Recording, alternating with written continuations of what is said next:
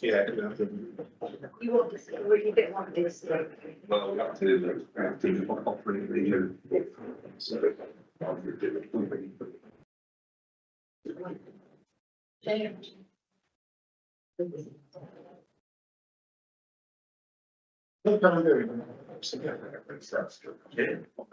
See it. He's like me to go.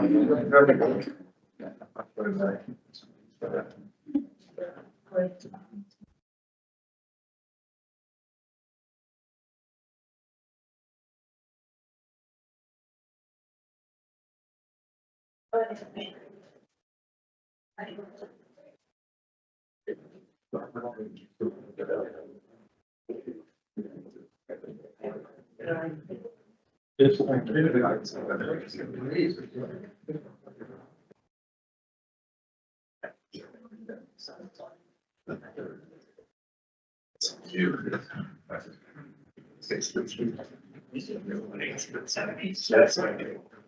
Split something.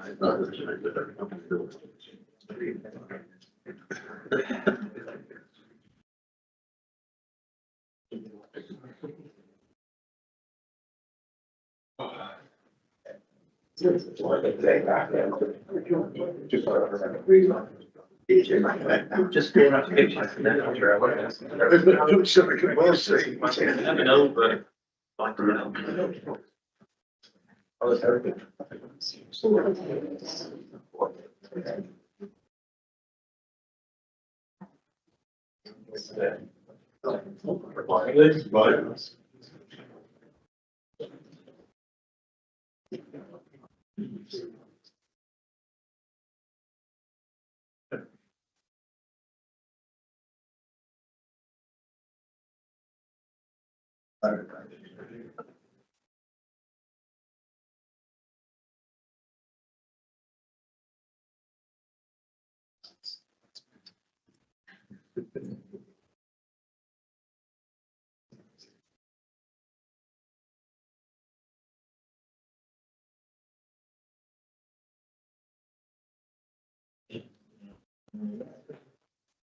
I think so.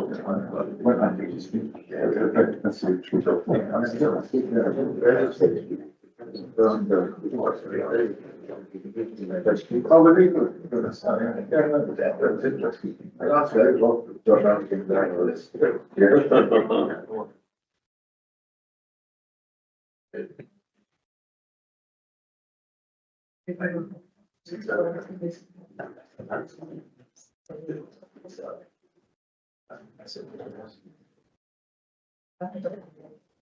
I saw you on the way to Patcher, I think, where you were walking yourself. Quite a bit of fuel if it's. Small road. We have to, sometimes it's way there. I've got to change water because I can't get my normal water to fit. I said you were taking the 7 winter. Yeah.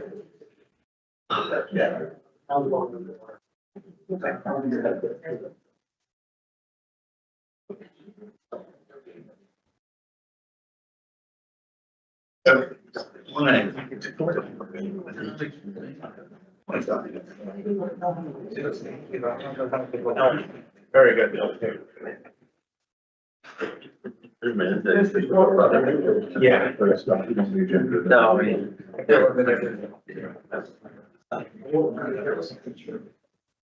Chairs, council.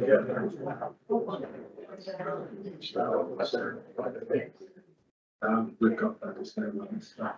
So that's. Morning, Andy. He says, go. Yeah, I'll see you next time. We're not very good about 2 months. Okay. Since you said you're still.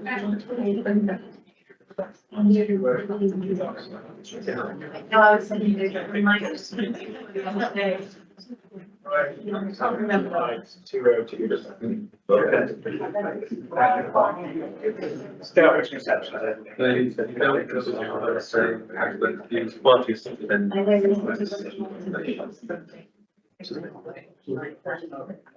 I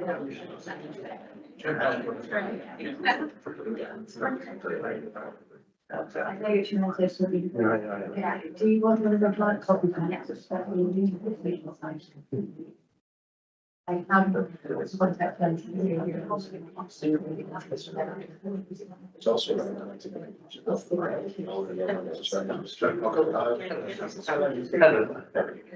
Yes. Sorry.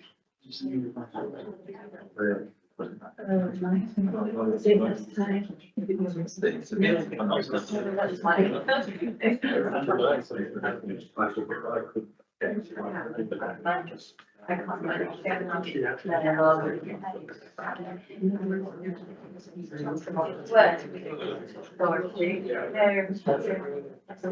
that's the old one. Yeah, I know the old one. Still working on that after.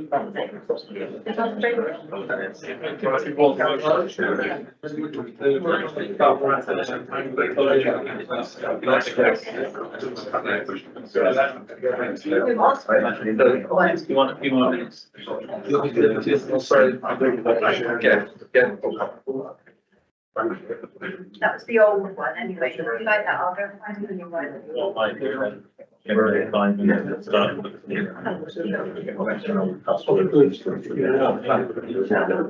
That's good for the staff.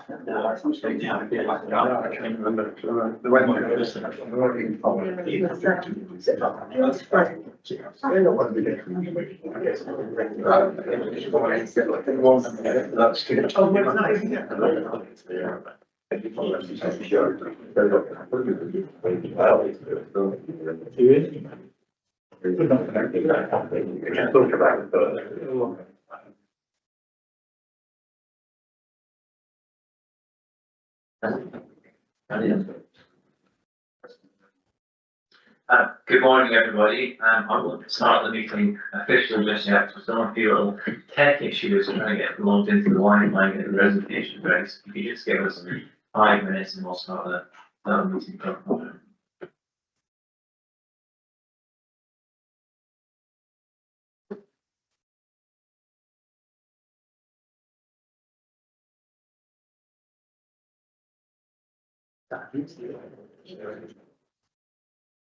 Okay. Folks, you now have to use the guest one rather than the public one that you used before with Osprey. And here's the password. And we'll write it down twice and you'll put it on the same.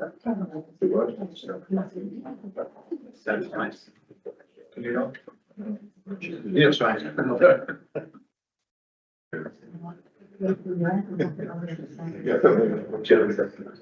No, don't do that.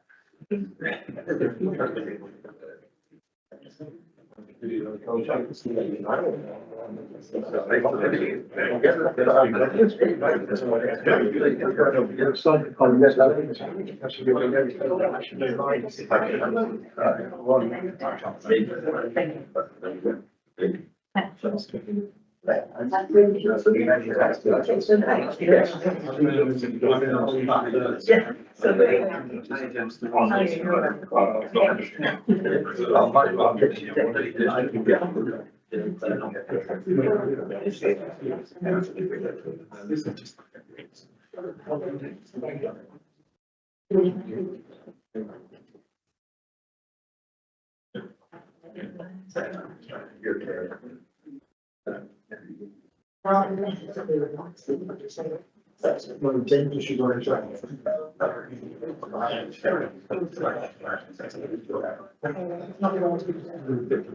Thank you.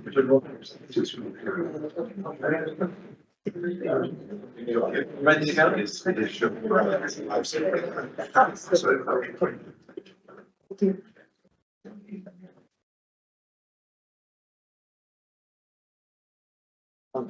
Is everybody okay on then?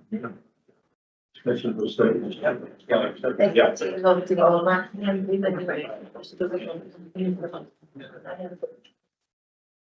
Oh, good morning again, everyone. Sorry about that. We'll start the meeting properly. We're all now logged into what we want to be.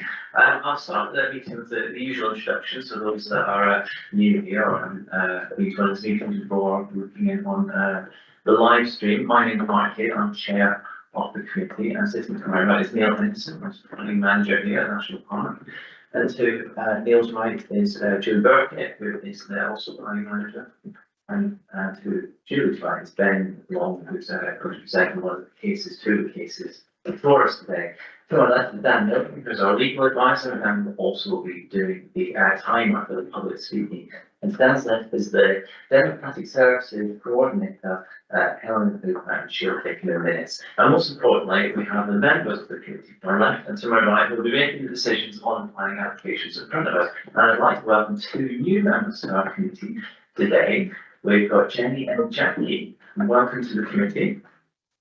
This meeting, we haven't got too many applications, so I'll try and explain how our committee works and when we make questions and when we make decisions, that kind of thing. So it's all very simple, all very gentle, I hope. So a couple of announcements I have to go through before, or a couple of items on the agenda before we can get into planning applications. And the first one is number one, that's apologies. So Helen. You're connected. You're not plugged in now.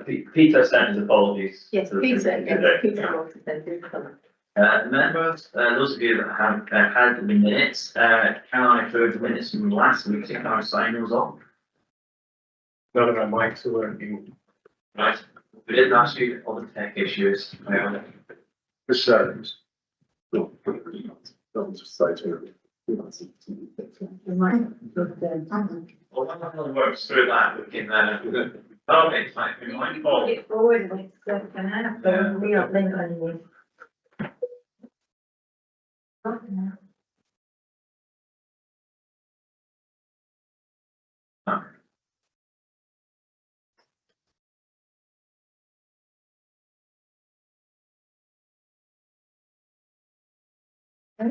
Everyone? No. No, okay, Yes, we're on. yes, okay, right, okay, new members of the committee, that doesn't usually happen. Honestly. So, members, minutes from the last meeting, can I sign those off? Yeah, okay.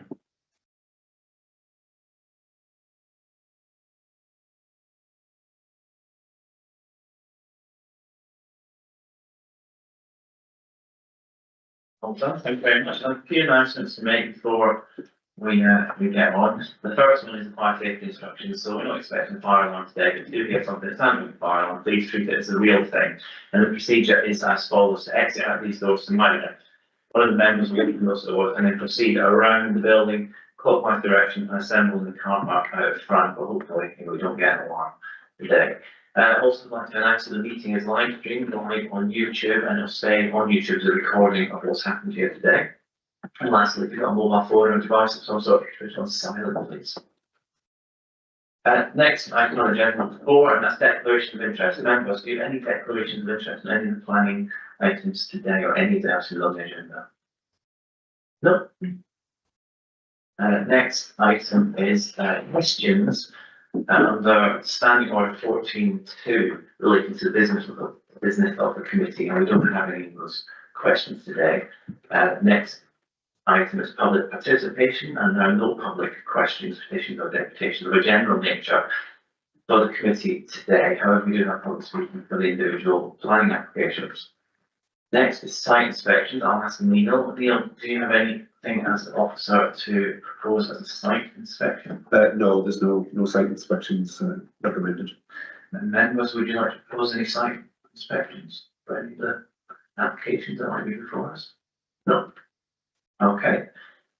So into our planning application, now normally. Speaking Chair, Go ahead. I'm so sorry to interrupt. My splendid Westmoreland firm's computer isn't working. Do you have a paper again?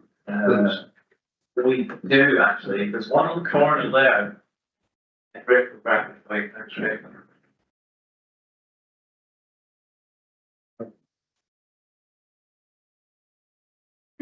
Thank you. So our first application, we normally take our planning application, those of public speaking first, and then work through them in a numerical order. So that means today, our first application before us is number 1, and that's Almas and Meadows, Smithy Lane, Bonus Stone, Windermere, and Ben is going to take us through this. Thank you, Mr. Chairman. So this is an application for the siting of 6 holiday pods. In the description, it's described as intended for disadvantaged children and also the partners for change of use of part of the field on which the pods, the related development would sit. The location is towards to the south end of Bowness, just south of Smithy Lane, and adjacent to the A5 line to in that part of the settlement. So the location is part of a sloping pastoral field, which serves as a setting to the Villa Old Belfield, which you can see in the to the right hand side of that image. The application site is located at the northern end of that field. It's a parcel of the land adjacent to the woodland, which is where that the writing 30 degree is of that image. You can see just a little inset of the character, the general character of the land. Aerial view, to give a feel for it, you can see that sweep of pastoral land and Old Belfield is up on the knoll above it. To the west side, we've got Breakaway Fold Caravan Park on the opposite side of the A5 Road 2 Caravan Park and the big public car park over there. There's trees and the road in between. So just before we go on to, sorry, no, I'll do the TPO, the constraints. So there's a number of constraints relating to the site. The cultural heritage constraints are quite important. There are some, unfortunately, sorry, the image isn't great in terms of the TPOs and the listed buildings are actually both in green. So they actually look the same. I'm going to try and get the link because here we go. So listed buildings, Old Belfield here is a villa, and that's a grade 2 listed building. The site's deemed to be within its setting. TPO number 7 includes this woodland and the beech trees along the frontage here, but also trees in the what would have been the parkland setting of Old Belfield. In this location, there are other TPOs in the vicinity, but they're not really relevant to the proposal. But then the right-hand image is one of the proposed conservation area, the Wimberley Villas conservation area, which is proposed and intended to protect the setting of the historic villas in that location against inappropriate modern development that we are concerned about in that location. So the proposals themselves, 6 essentially standard type camping pods. The application details describe that 3 of them, at least 3 of them, would have wet rooms and hoists.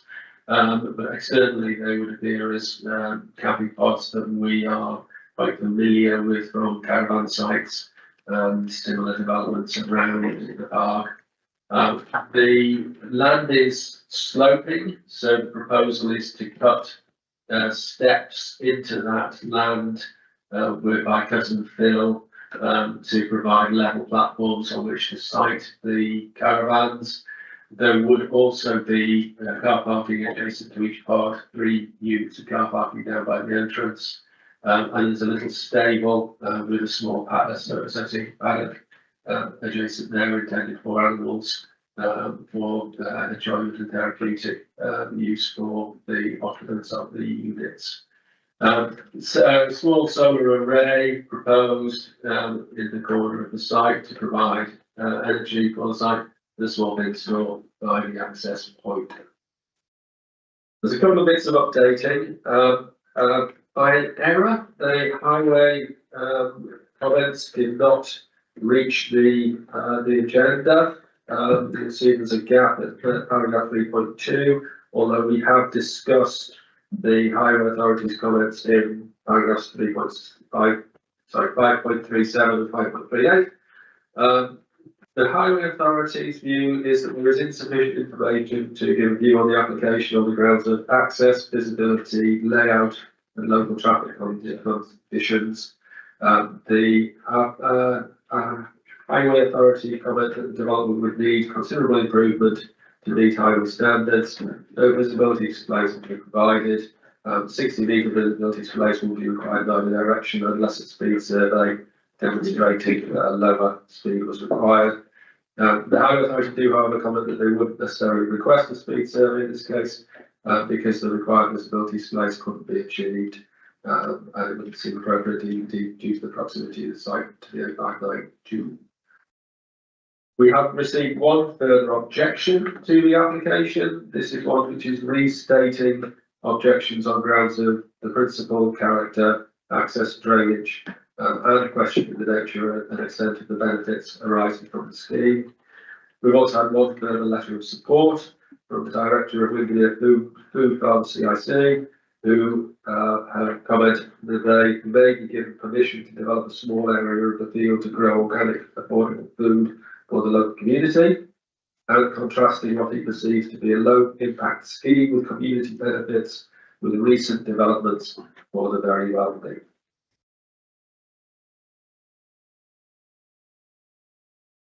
So moving on, details of the pods.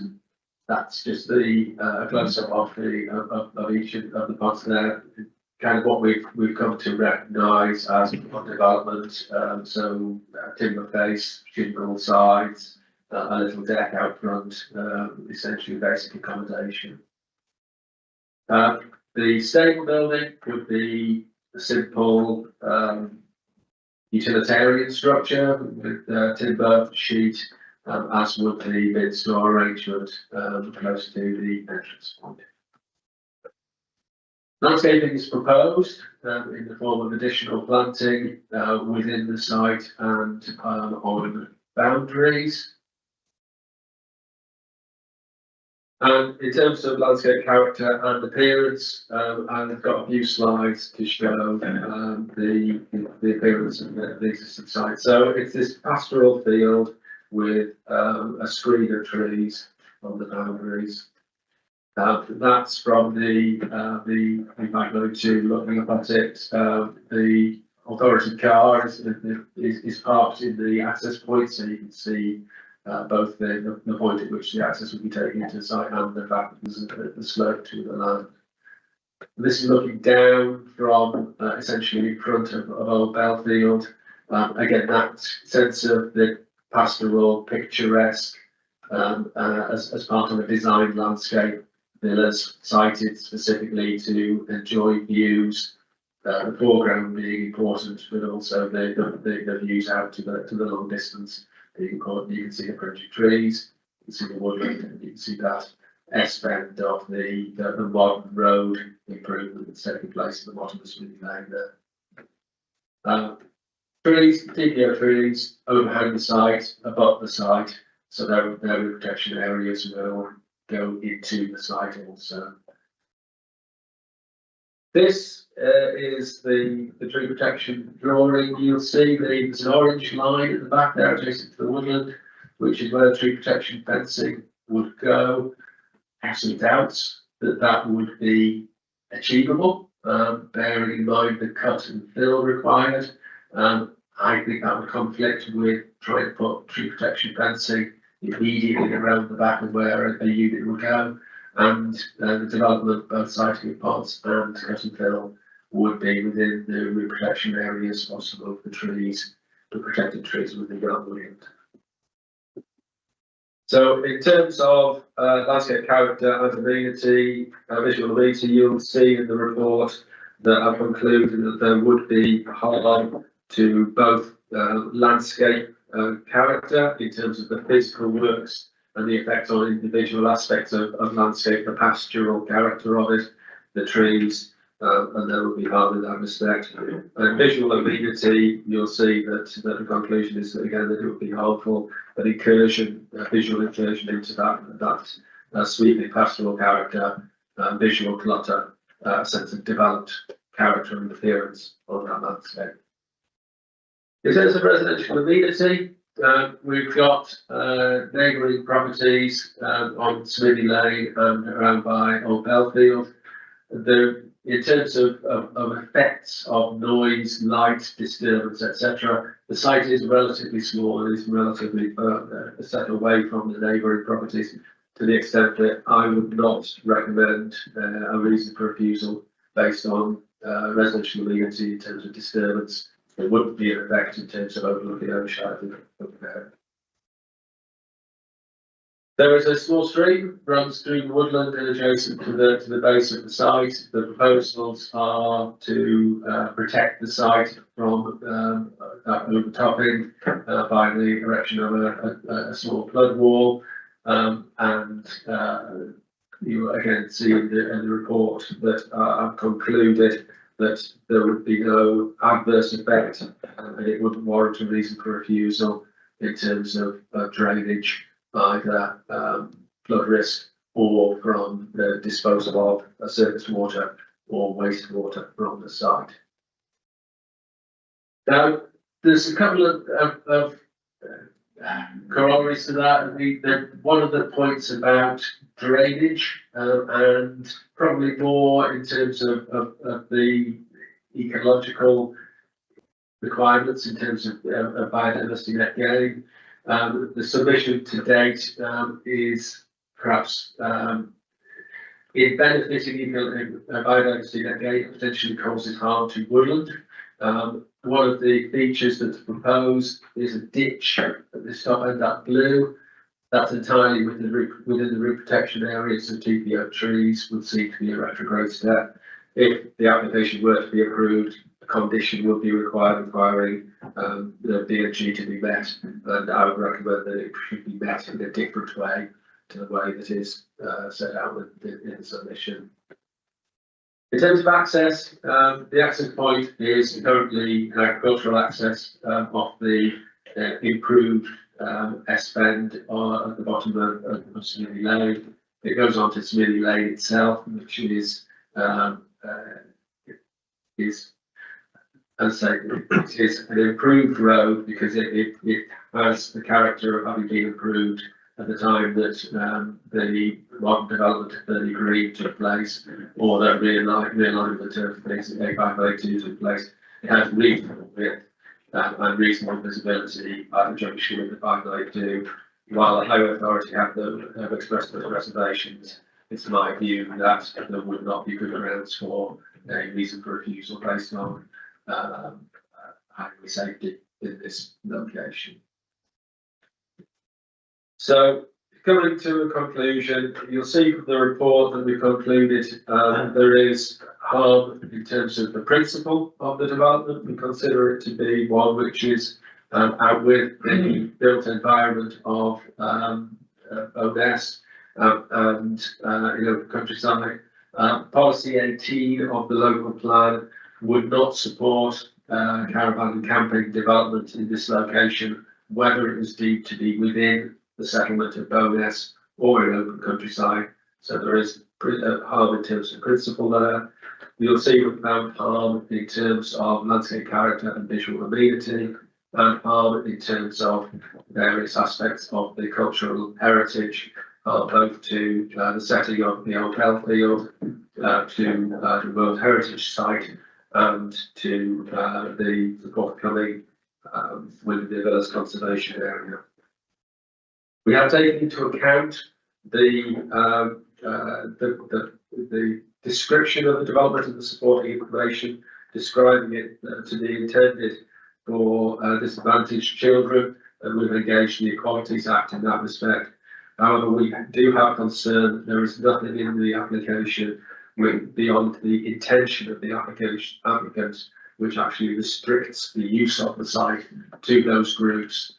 And without such a secure arrangement, we are essentially just looking at a development of holiday pods in the countryside.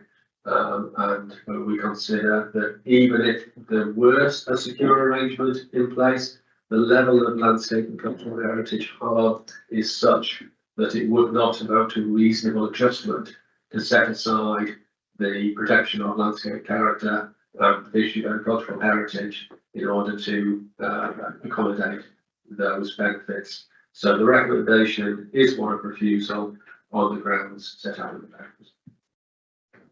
Thank you, Ben. For new members, the procedure, the way we work these meetings is at this stage, we can ask questions of Ben or of any of the officers. And then we go to public speaking, or we can ask questions of public speakers, and then we get into a discussion where we raise comments and ultimately go to a vote. But we'll work through it. So this is our questions section. So if you'd like to ask questions, this is your chance. And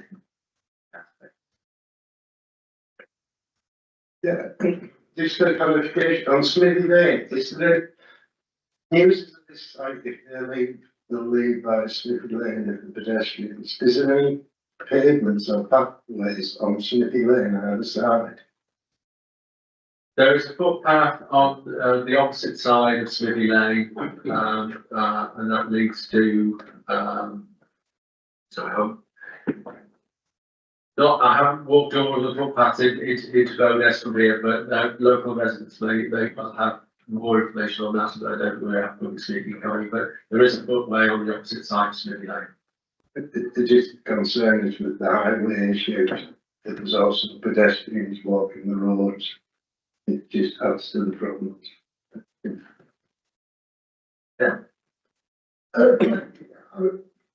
We live here, so I can't answer the query. There's an excellent footpath on the other side of the main road, which leads into Bowness. My question, please, Greg. Thank you very much for the presentation. Much of it, I understand all of it. I'm very swayed by this idea of disadvantage and disability. And at the end, I felt the comments were so helpful that, so is there anything that could be done? Because I'd be far more interested in if I used for disadvantaged and disabled, as opposed to just a random glamping site set up. So I didn't fully understand that till I read it through. So is there any belt and braces we could add to this? Or have we got to treat it as simply an application for glamping site in Bowness? Well, the application that I submitted has that reference in the description, and we come to use that when we publicise the application. The supporting statement expresses the intention of the applicant that it would be for disadvantaged and disabled children. There is some supporting information. A company called Therapeutic Care Limited have commented in the design access statement that they would use the retreat for disadvantaged children in their care. But the key point here is that, well, there's two key points. The first is that there is no way that we could frame a planning condition that would say these pods shall only be used by disadvantaged or disabled children and their carers, for instance. Because how do you define that? How do you monitor that? How do you enforce that? A way to do that might be if the applicant had submitted a unilateral undertaking under Section 106 of the Town and Country Planning Act, a legal agreement to specify how the pods may be used and may be restricted to be used. That hasn't been submitted to us. We don't have that. So we could grant planning permission for this, and it could say disadvantaged children in the header. But in the absence of a condition or a legal agreement, could be anyone. So there's nothing which is secure in there. And then there is the question of you have to address yourself to the Equalities Act and making a reasonable adjustment. And you have to set that against the purposes for which the national park is set up, which is for the national park purposes of protection of landscape character, cultural heritage and wildlife. and for the duty, sorry, the purpose of encouraging recreation and enjoyment of those special qualities. But government guidance is very clear where there is a conflict between the two, you should prioritise the protection of landscape character, cultural heritage and wildlife. And we would see that there would be a conflict in this regard.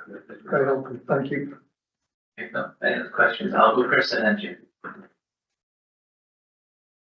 Yeah, following up from Phil, I was a little concerned, there seemed to be little representation from groups who represent the disadvantaged children in support of this application.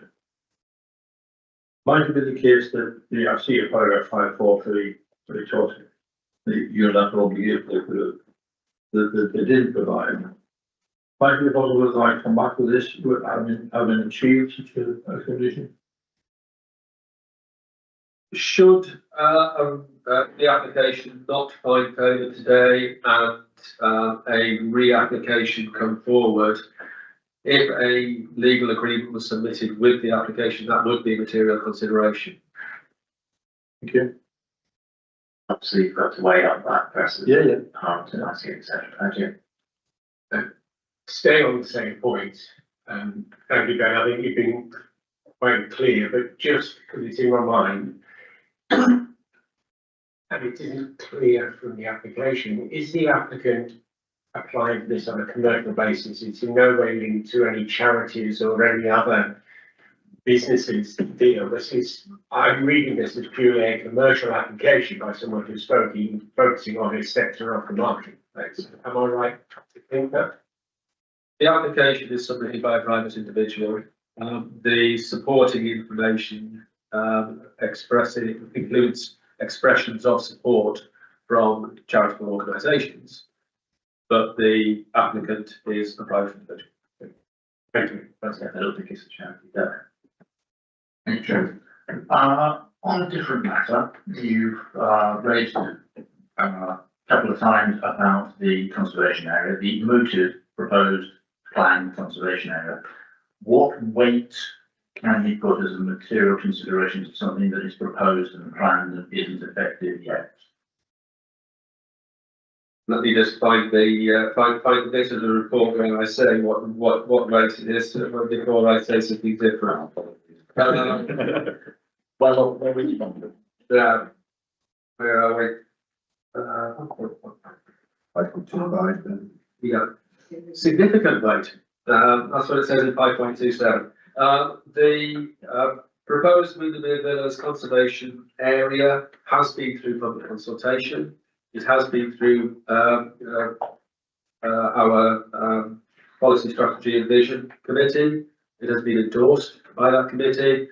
There are some amendments coming to the boundaries of the conservation area, but otherwise it is essentially well in progress towards adoption. So significant weight can be given to it, certainly by the time that an appeal might be heard into any decision on this application. One would expect that conservation area to be in place. Thank you for clarifying that. Just one more thing. I think the minor changes to the boundaries wouldn't affect this particular site.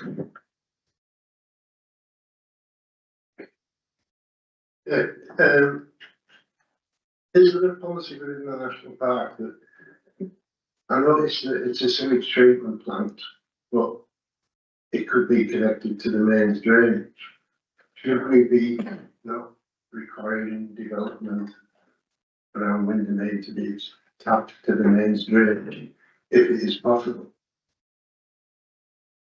Yes, it's not a policy. It is Environment Agency practice and regulation, their responsibility. 5.34, we've discussed this issue. The Environment Agency highlighted that a permit would be required for septic tank drainage in this location.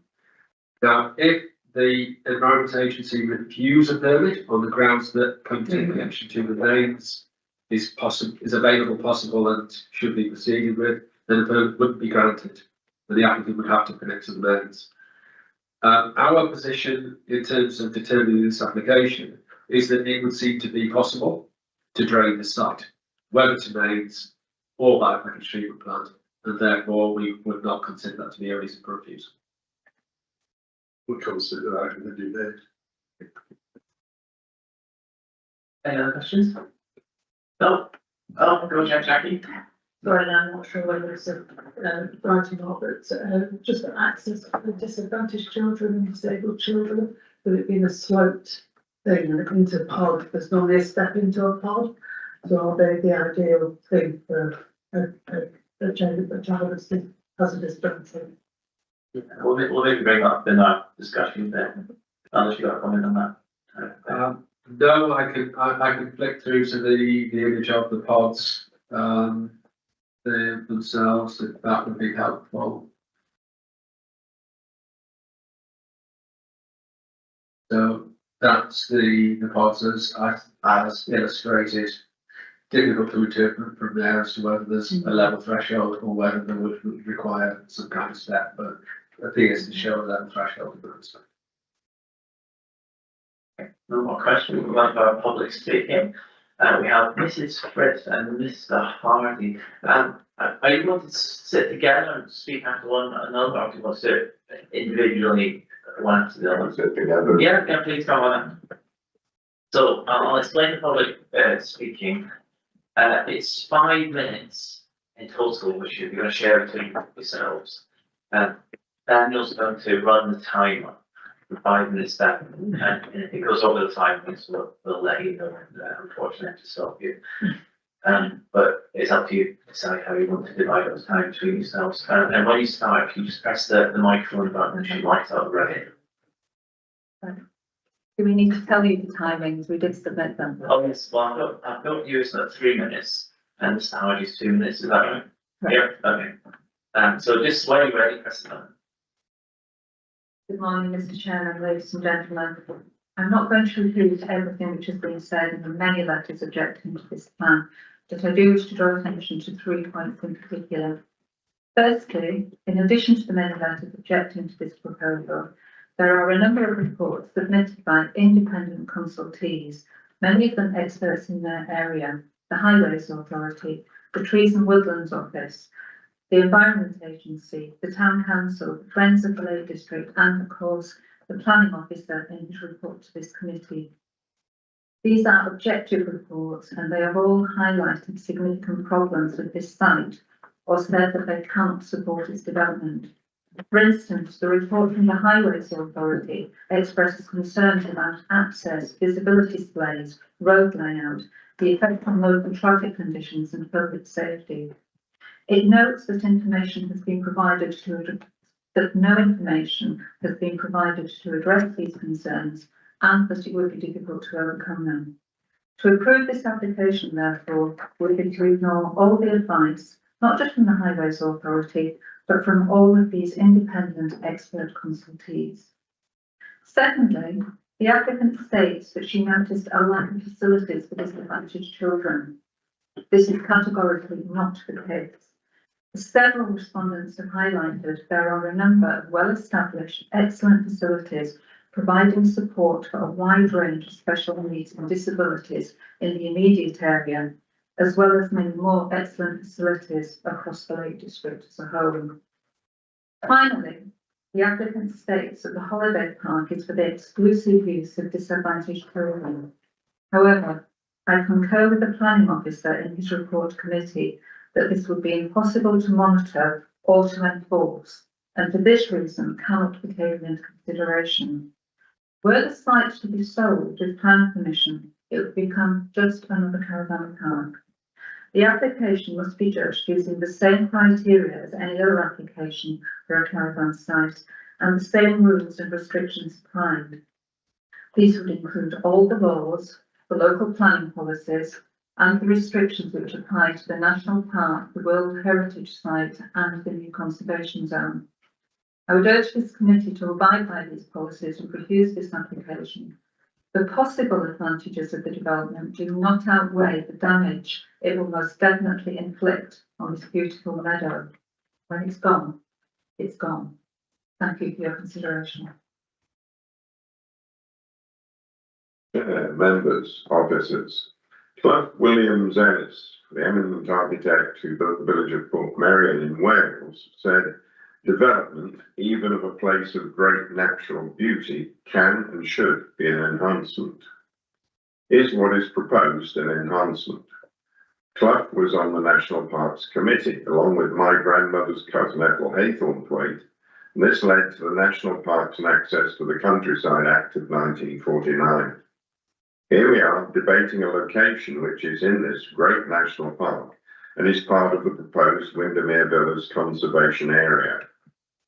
In the Conservation Area Plan, page 52, figure 5.5.7, is a view of picturesque style parkland to Old Belfield, the Grade 2 listed villa. Figure 3 on page 4 of the planning application design and access statement shows exactly the same view.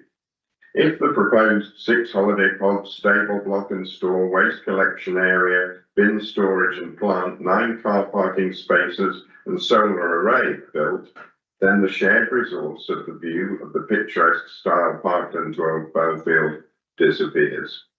In short, the planning application is at odds with the proposal for the Windermere Villas Conservation Area. It seems to me that it is one or the other, the conservation area or the pods. What is proposed is not supported by the criteria set out in the Windermere Villas Appraisal and Management Plan, and perhaps more fundamentally, is the development proposed an enhancement to a place of natural beauty? Members, if any questions before they start to? Oh, thank you very much, Mr. and Mr. Hardy. I'd like to ask you to return to your seats. So members, this is our discussion part where we can make comments, we can discuss, bounce ideas off each other, and then ultimately we can make proposals to either use to grant add conditions onto planning applications, and then we'll take a vote. Proposals. So who, now I was asked this, who would like to go first?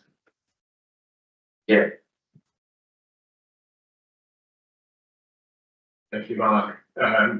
Thanks to Ben for the very comprehensive report, and thanks to the speakers today for their information. I think this is one where we are conflicted because it tugs at the heartstrings, and then you know, you put your head on and start thinking about policies. So I wouldn't want to say this was an easy decision, but to me it feels quite clear cut. This directly conflicts with several of our policies very clearly. It is a business, and I don't think it would really change my opinion if it was a charity either, because it doesn't feel like an appropriate location for this development. I would love to see more of this type of development, and Access for All really supports that, but this is a very precious place. The conservation area was specifically developed to protect the ongoing development that we've seen in this area. I don't know much of the feedback was we were already a bit late to the party in terms of the amount of development we had got on. So I think we should give way to the fact conservation area is just, I think, a smidgen away from coming into force. And so I think, you know, there's a whole range of reasons why I just don't think this works in leadership policies. So I think the Windermere Town Council feedback summed it up very well. Lovely idea. Great to see it somewhere in the Lake District, but not here. So I would support the officers' recommendations. Do you make that into the proposal now? Maybe it's better for Yeah. college speak first. Bill? Yeah, thank you, Jim, for your comments. I probably agree with Jim. I just feel that were there to be belt and braces guaranteed that this were for disabled and disadvantaged children, I was far from more inclined to listen to it. In the absence of that, I think we've got to go with the officer recommendation. I do feel I mean, the site is only 50 yards away from another. I've just made that up, I don't know if it's 50 yards, but it's bloody near to Braithwaite Fold and the car park. So, you know, there is development around there. And so I could be tipped over the edge if I knew that this was, for disabled and disadvantaged. But I think recognising the, as our speakers very able said, you know, if you just so decide on anybody could be in there, jumping away all night in the hot tubs and having a gale time, which isn't what we want. So I think because of all these things, we'd have to support the officer recommendation, worthy to come back with a nail down. This is purely charitable and for disadvantage. I could easily be persuaded the other way, but just at the moment I'd have to support the recommendation. Thank you. Thank you. Anyone else? Good. I'm sorry, I thought you were pointing to Chris. No, don't do that, no. I get where Jim and Bill are coming from, but and I don't want to sound harsh, but we would be doing demonstrable harm to what we're trying to protect. And whoever old, whether it's sold on and people not dancing, but yes, we want people to come and enjoy the Lake District, but we haven't done what we need to do is to save that harm on the area, even though it's in a little corner of it.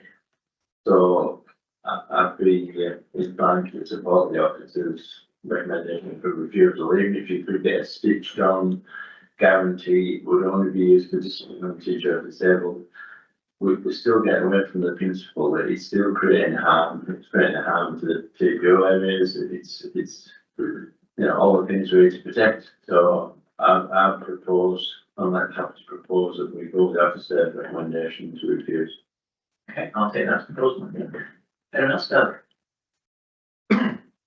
As has been said previously, as is eloquently put in the report, the proposal, I feel, as it is, states, so as it states currently, is detrimental to residential community, partly, but mostly its character and appearance and against specific policies, as has been said. I won't be eloquent, I won't carry on, I would just wish to second the motion. Go with the citizen recommendation. Thank you, Doug. So we've got a proposal on second. Does anyone else want to make any comments before we? Yeah, I think if we were getting to the stage where we were going along with the refusal, we've got to take account of the fact that we're not 100% satisfied in terms of access. It's acceptable. We've got an opinion from the highways that says it might not be. We've got a few from officers that says it could be. If we were going to refuse it, should we be adding a reason that says in the absence of details to prove the contrary, we're not satisfied in terms of visibility, possibly the radius, possibly the there's a gate on the access, if I can understand the drawings right. It potentially doesn't work technically. And the second thing I'd raise is in terms of drainage, if we've got the ability to drain on the mains, should we not object to the proposal if it's not connecting to the mains?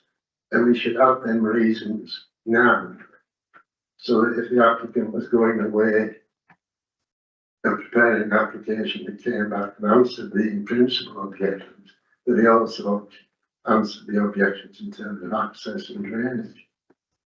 I would suggest that we have two other reasons for refusal. Yeah, because the recommended reasons for refusal don't include the highways or the drainage. I've just got to propose a second though.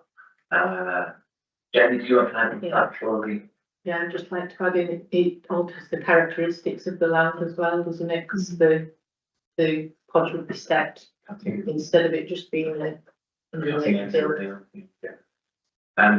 for the highways one, go back to the proposer, Andy, and was that something you not had as a reason for refusal? We've already mentioned that the balance between visual and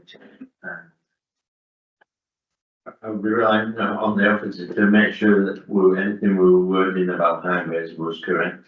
You know, I understand where it was coming from, but I think there's sufficient things in there and sufficient doubt in the report already that would need highways.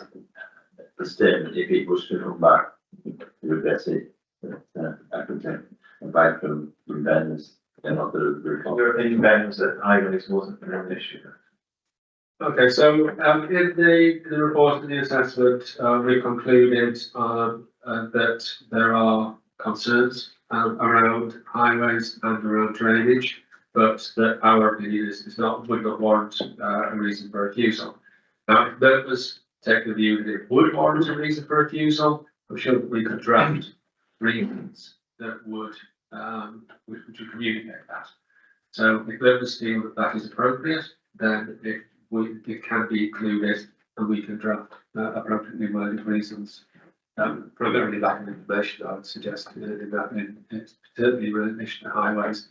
The other one would have to be about the drainage hierarchy, and that the site should be drained on those. Yeah, I mean, both those issues fall firmly in the planning judgment. As you know, the highways have sort of raised an objection, and I think phrasing it in the way that Ben suggested, that it hasn't been demonstrated that an adequate access can be provided or that it's a non-mains drainage is the only way of draining the site, then that would be a reasonable reason for refusal. And is that something that be? Yeah, I'd be happy, my response was going to be that was sufficient information. Fine. Chris, do you want to say something? Just I don't think we needed these extra reasons for refusal. We've got one enough, and if the applicant is minded to come back with an improved scheme, they'll listen to this podcast and I've heard all the debate and I know about access and drainage considerations to be involved. Also, just on their behalf, the re-describing this committee as granting policy. The grant, I think in groundwater policy, and the gear all time and the principles we have in there. But I'm still voting the opposite recommendation. But I think we needn't be sledgehammering it.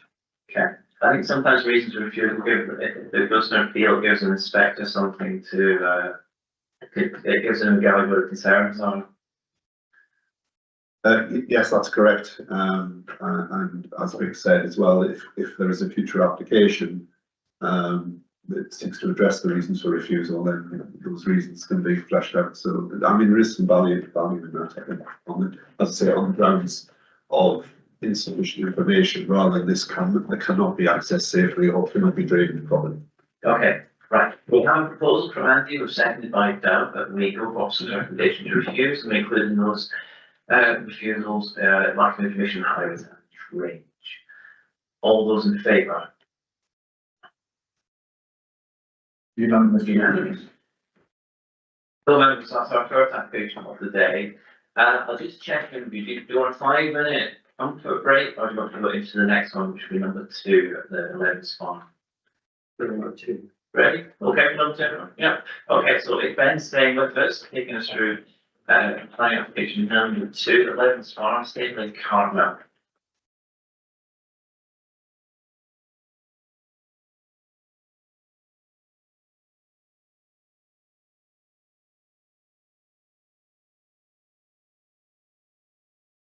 Thank you, Mr. Chairman. This is an application for the department's respective application for the construction of 3 buildings for agricultural storage reasons, surrounding compound fence, plus a trailer store for around 2 agricultural trailers, land management, and with an earthbound bumping surround. The location is just outside of Staveley in Cartmel at the southern end of Windermere, the lake. And it lies in an open countryside location between the village and the 8592. The proposal is associated with the dwelling house known as Levens Farm and the 3.4 hectares of land associated and owned in conjunction with it. The domestic village of Levens Farm is drawn very tight to the building. The rest of the land has a nominal agricultural use. So the that plan there shows essentially the extent of the land, really from the settlement, Staveley Cartmel, which is down in that bottom right hand corner, and then the land meets the 8592 at the top left hand corner of the plan there. The application site is midway along, adjacent to a stone wall which marks the northern boundary of the land, and there are trees and trees around. Close up, we have a compound at the top left-hand corner of the site, which contains 3 buildings. The 4th building is the trailer store, which is in a bonded surround at the bottom of that image there. So going through the various buildings, the building 1 is a small, essentially flat or one pitched roofed storage building. Building 2 is a flat roofed workshop building in block and ply roof. And building 3 is the building to the left hand side of the image, another flat or one pitch roof structure. And those 3 buildings are set within a fenced compound. The fence about 2 meters high, is about the same height as the buildings. The trailer store is a partly constructed blockwork structure, which is partly bonded and is proposed to be roofed over in soil, a cedar roof. So that would be a grass roof, a green roof structure, which seems different from grass and succulent, but essentially it's a earth shelter structure. We have that appearance.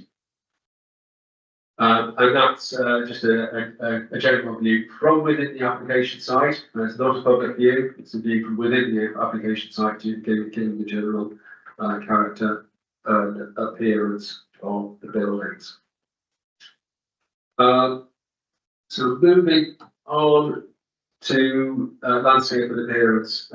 From the village, the site from this side, this is from within the village, Prospect, in front of Prospect Terrace, looking down towards the site. You can see the open wall at the top end of the site there, and the track through the land. The buildings are tucked in behind those trees, between trees of the wall. This is a view from further up in the village, looking down to the site, the applicant's house on the left, and the site in the middle of the view there. So you'll see from the report that we have identified the land in question as lying within open countryside. We have concern that the development in comparison with the area of land and its management for agriculture, wildlife and amenity purposes, that the buildings are not reasonably necessary for the purposes of agriculture or forestry, and therefore that they fail the test of Pod CO2 in that regard. But then we come on to questions of landscape character and visual amenity, which we consider to be important in this respect, having regard to the national park purposes and the duties placed upon the national park to protect landscape character and visual amenity. This is, so that's the character of the site in winter. Similarly, in summer, you look down, you've got the compound there. And that's an equivalent view of the site prior to the development having taken place. The site is between those two trees in the middle of the view. And so it's gone from that character to the more cluttered character now. So the development is small, it's low lying, but it does sit in open countryside. Our view is that it is an intrusion, that it is unsightly, and it is harmful to both landscape character and visual amenity. And as a result of the harm, it would also affect the extraordinary beauty and harmony of the World Heritage Site, and therefore would be harmful in that respect also. The proposals again have intended tree and woodland provision to cater for biodiversity net gain, which would be a consideration should the application be recommended for approval. But it is our view that the development is contrary to local land policy in relation to the location of the development in the open countryside, the justification of development in the open countryside, and also in terms of landscape character and visual amenity. So the recommendation is again for review. Ben, any questions for Ben, please? Great. Given the amount of land that's associated with the uses, in satisfying the biodiversity net gain, are we taking out even more land that could be used for agricultural purposes? Are we just reducing the size of what could be used for agriculture if it was? But the way in which the land is being used and furnished at present is a mixture of management for wildlife and for some agricultural use in terms of cropping and the running of stock belonging to the farmers, as I understand it. Yes, if you needed to satisfy biodiversity net gain requirements on site, there would be some further loss of productive agricultural land, if you like, but it would be a judgment as to whether that's a good thing in terms of landscape character and appearance. You're kind of weighting the pasture character, that sweeping, flowing kind of agricultural pasture, against the kind of rewilding agenda and more trees and more diversity, if you like, in the landscape. Our view, however, is that the development itself is an incursion into that landscape and character and is harmful. Yeah, my concern is that the PNG would actually further reduce the agricultural nature of the buildings. Perfectly valid argument. I'm not going to comment further. Just on that point, I think you can have improvements in B&G without necessarily changing the use of the land. So you could have agricultural land which is better suited for biodiversity without necessarily having to change the use. So it's not like creating a nature reserve. I think the proposals here of tree planting, which wouldn't necessarily prevent you from continuing to use the land in a similar way that already is. So I wouldn't probably read too much into that. You could improve the species of the species diversity of the grass, for example, depending on the calculation. There's no more questions, Jen? One quick question. Just to put this into scale, the land doesn't look high quality from these pictures for grazing or agriculture, or even you mentioned, I think, hay meadows. And we look at picture right, there's, it's not a great quality for agriculture. And I'm just trying to get my head around how many, say, sheep that would involve. I suspect it's a relatively small number of livestock. But even if it was farm, you could only have maybe 10 or 20 sheep on that land. You know, that's where my head is, but I don't know if you any further insight going on that. We have the figures before us. The agricultural usage appears to have a fair degree of equality about it in terms of the arrangements and the usage. This area, the land is essentially split into two halves. This area closest to Staveley and Cartmel has that almost parkland kind of character, almost like rock pasture, if you like.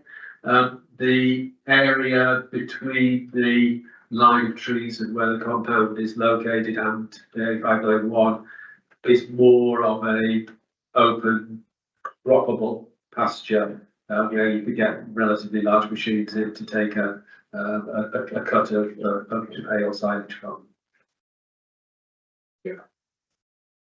Any other questions? No, Ben, I'm guessing there's no livestock on it at the minute, or not with visiting. There was a lot of time now. And the land's 3.4 hectares, and those pretty roughly those sort of the area that those buildings cover. No, but I can show the image of, so that one shows the extent of the land coverage of the buildings. Okay. Bill? There's no public rights of way around the area. Is that correct? That's correct. There are no public rights of way through the land. The public have rights to use the highways in the settlement, and obviously the A502, Felford Park and its southward extension managed by the National Trust is across the I-2. But actually here, that the track that we can see, the private track to the house. That's correct, and there's a bone of contention with Staveley Garden Parish Council. Thank you. I didn't need to know that. It's in the report. No more questions, then we'll start public news. I don't know whether this one's relevant, I don't know whether this one's relevant to now or whether to ask the applicant and agent. Could the applicants place the buildings closer to the actual farm? Is it not in town and country, more within the building line of the? Yeah, well, we could ask them, I suppose these are already built, so that Yeah. in front of us is approved these, but you could ask if they considered that, like, maybe they didn't. So, we do have public speaking, Mr. Ward and Mr. Harris, you can, come forward, please. Honestly, so wait, the 5 minutes, again, you've probably seen it already. So 5 minutes to speak, you can divide that time amongst yourselves however you wish. If you go over the 5 minutes, we'll let you know about it. And if you press the button when you're ready to speak. Chair, well, I think we'll go together one after the other in the 5 minutes. Sorry. We'll go together if that's okay with the 5 minutes continuously, one after the other. If that's okay with you, rather than 3 minutes continuous. Yeah? Okay. Okay, start now. The recommendation before you today is to refuse the application. However, we wish to raise some pertinent points as to why the proposal should be considered to be acceptable. Phil Ward is not a farmer, but he manages 3.4 hectares of land for agricultural and forestry purposes. He has planted in excess of 600 deciduous trees on large sections of the land and also maintains a wildflower meadow, which is a clear indication of his intent in order to increase the visual benefit to the land that this brings for visitors to this beautiful part of the Lake District. This clearly identifies an agriculture and forestry management plan where the storage and maintenance sheds serve a functional and necessary purpose. There is therefore a need to keep the equipment necessary for maintenance repair on site. Newly planted trees need to be managed and trailers are necessary to move equipment around the land. We would contend that it is not unreasonable to require such facilities in the maintenance of such an area of land for such purposes. Furthermore, such sheds are not overlooked to any public space and do not significantly protrude above the adjacent stone wall. The trailer shed building has intentionally been built with earth bonds surrounding it, which have been planted over with indigenous vegetation. Any perceived harm to the openness of the countryside is therefore minimal. The whole estates plan was submitted to show that the estate can and is managed with the intention Mr Ward wishes to engage positively in increasing the biodiversity potential for this land.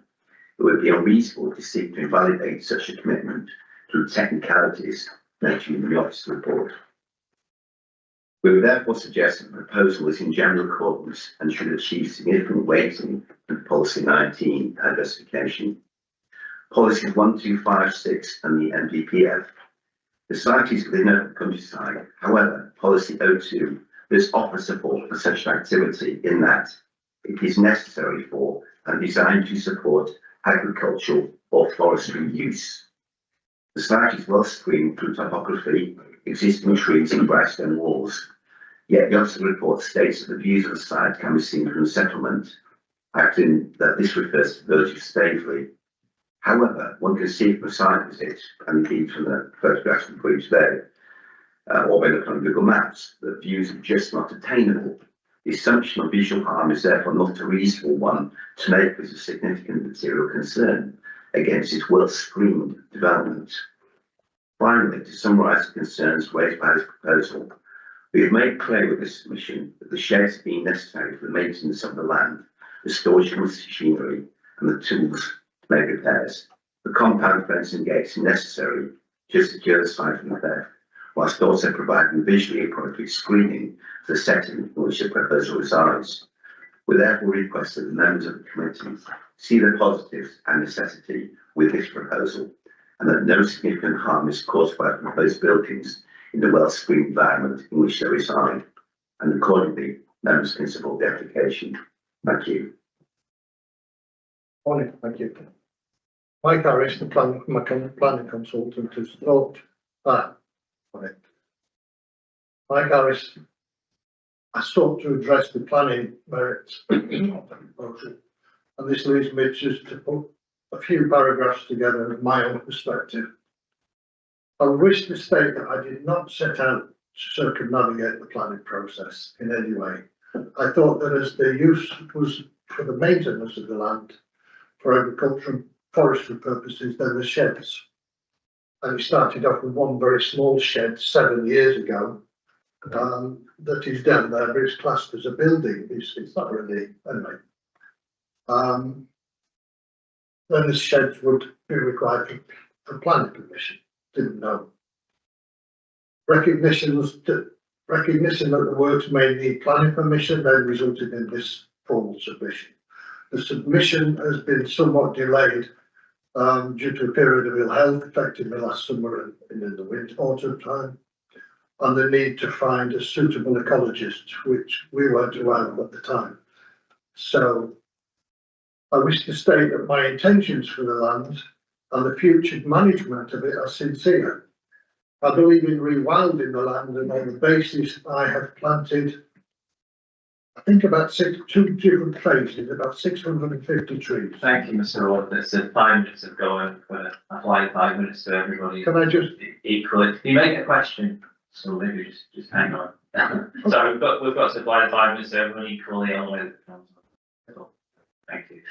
Members, do they have can I just say one thing? I'm not a farmer. That's all I was going to say. Members, do any questions? Yeah, Jim. Could we get up with ensure building number 2 from the please, Ben? I just asked, what's the use of this building? Which one's that? That was for workshop in the winter, when it's cold and freezing, and do some work in there rather than, sorry. That building was to, it was for the work, wasn't it? Like the workshop. Yeah, the workshop. Because it's heated in there. Yeah, I'm just trying to relate that building to the use of the land. Okay. Because this is agricultural development for the land. Well, for storing material, storing tools, things like that in there to keep them safe. Because the I've got a lot of, what would you call them? Better tools than the other ones. Yeah. Okay. The ones on the, I've got the workbench on the other side, which is an external workbench. That was seen to be the, well, nothing more than trying to keep out of the rain and do the work in there. Another question. Yeah, okay. The tractor and trailer, are they used for work, exclusively for work in this land? I leased that trailer from a local farmer. It's not my tractor. I couldn't afford a tractor like that. And he's the guy who chops the land twice a year, and he's the guy who puts his sheep in there. And you can get it, he has up to about 50 to 80 sheep in there. And there's two separate fields. One's a meadow field, which we try and keep sheepless, if you like. They go in on the second, after the second cut. On the top field, they kind of run free. They always have to in there. Philip Airy is the local farmer who manages the sheep and brings them in and crops the land. Okay, thank you. Trailers are mine for the same sort of purposes of moving things around. Can I just stand and make to Mr. Worth's point there? The trailers are used also for moving saplings of small trees around. He's planted around 600 trees on the western side of the site. And if Ben could go back to the photograph showing the western side, going there. A lot of that area has been planted by small saplings, and that's a continuous replanting exercise through wind damage and damage by deer and other animals, and in trying to get them established over that portion of the site. And that's what the trailers are used for, transporting. You can't see a lot of the planting because it's on the left-hand side of the shop. And so the first year there was 150 to 200 trees, and they put up. And the new lot went in the last bare-rooted planting season, which was last January. No, last one. Jenny, question? Yeah, I'll go back to my question about, could you replace the buildings closer to the actual farm? I would love to have done, but I got a very small curtilage. Yeah, absolutely would have done. That was the first idea. I spoke about that, didn't I, some time ago? But yeah, it would have suited and avoided all this. So where did you take advice from? Where did I take advice from? Yeah, about where to place the buildings? Well, the actual fence, I bought the land and the building in 2017 or 2018. The fence went up straight away. Up to it's about 1.8 meters, but sometimes it dips and you can get to 1.9. So that was for general storage of all the things that were going to be going on the building site at the top. Then I applied for a construction compound. We had a caravan on there, static. So just the, I think the main question was, where did you get the advice from, or did you? I'm just trying to answer it in a, Okay, you know, succinct way. what was the, I know you're trying to. The question was where, Where did you get your advice from about where the buildings could go?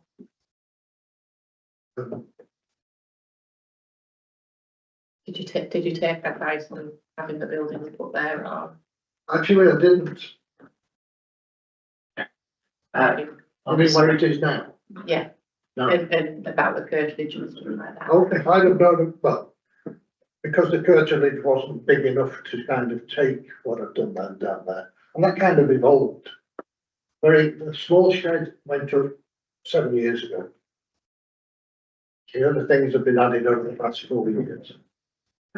I would have done it in the house. on this side questions from, so Andy first, and then I've got Jackie and Rick as well, no?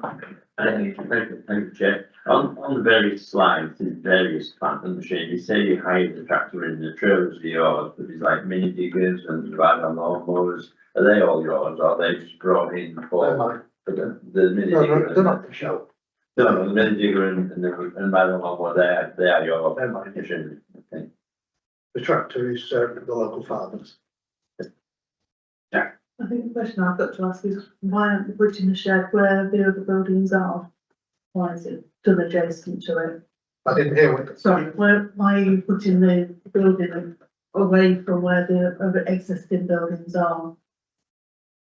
You mean from the main building? From you, From that three house. buildings, you've got your workshop and your two other sheds. Because I haven't got enough room around the house to do it unless I apply and get a greater curtilage. That question, Rick? Yeah. No, okay, I think we've done the question, thank you. Thank you very much, gents, if I can ask you to return to your seat, you mind just pressing the microphone. Okay, members, we're into our discussion bit. Again, who wants to go first? I'd just like to make the point really about the Oh, sorry, Jenny, you could. yeah, I'd just like to make a point really about the picture of 2009. You can't see the footpath, whereas you can see it in the one that was just on. You can see the footpath from the actual road, so it does actually make a visual impact on that. You can see that little grey bit, so that is, yeah, it's not at all. And it was that for wildlife as well. That wildlife. I presume it's a track, just sort of traveling vehicles along, you don't need permission to have an informant track across your farm land. I think that the track originally was put in to enable the redevelopment of the barn, which is now the house. So originally there was a barn there, so permission was granted to convert it into a house.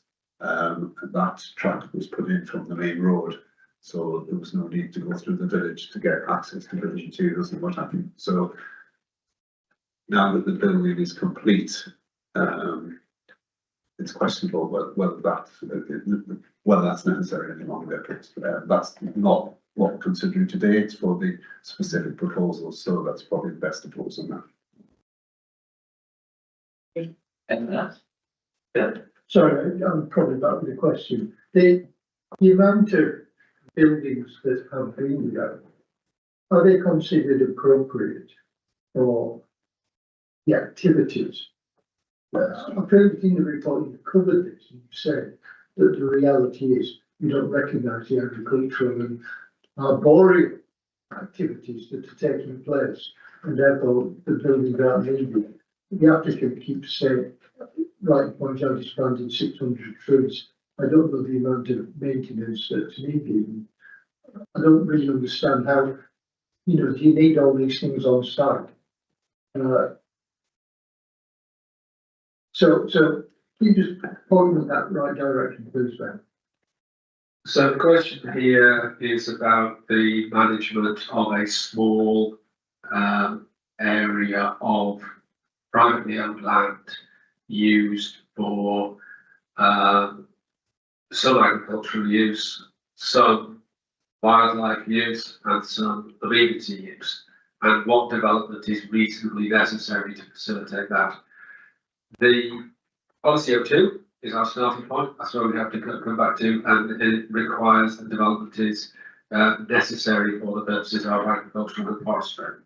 And we have taken note of all the information to be produced about how the land is managed and used for agriculture and forestry. And the agricultural use appears to primarily require use or involve use and activity by the neighbouring farmer, which wouldn't require any buildings to facilitate the neighbouring farmer making use of the land. And the other management uses are such that we wouldn't deem that amount and nature of building to be necessary to facilitate the wildlife and afforestation use, you might want to put it in that respect. That's a matter of judgment based on what is reasonably necessary and how much has been there and what the nature of them is. Because it's much more, the buildings are very small scale buildings, the tool use and, you know, kind of, that kind of thing. So it's a judgment about what is reasonably necessary for agricultural forestry on this 3.4 hectare site.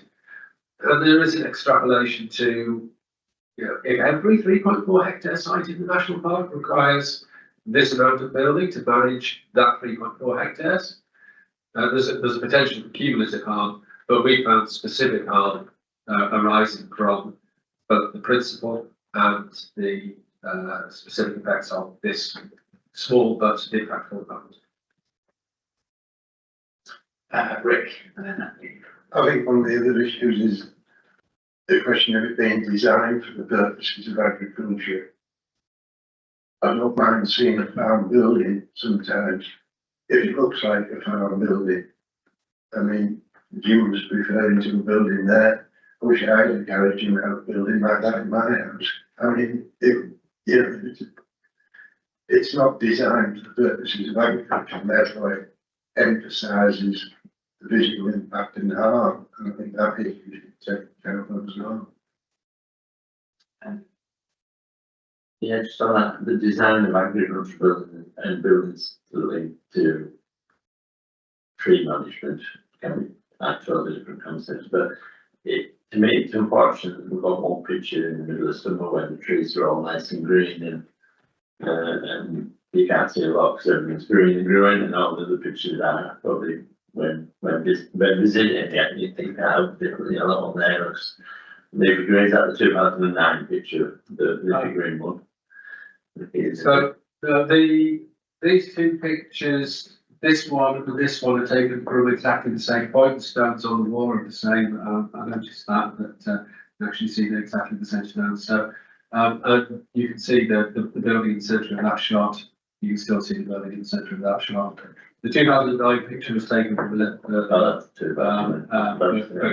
shows the site being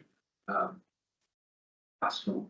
Okay, that's good. I wasn't sure which, when you said the street photo from 2009, but it went from photo movie or Lloyd, but that's clarified that. I do like the idea that the trail shed eventually will be covered and have a green roof, so we'll have less impact.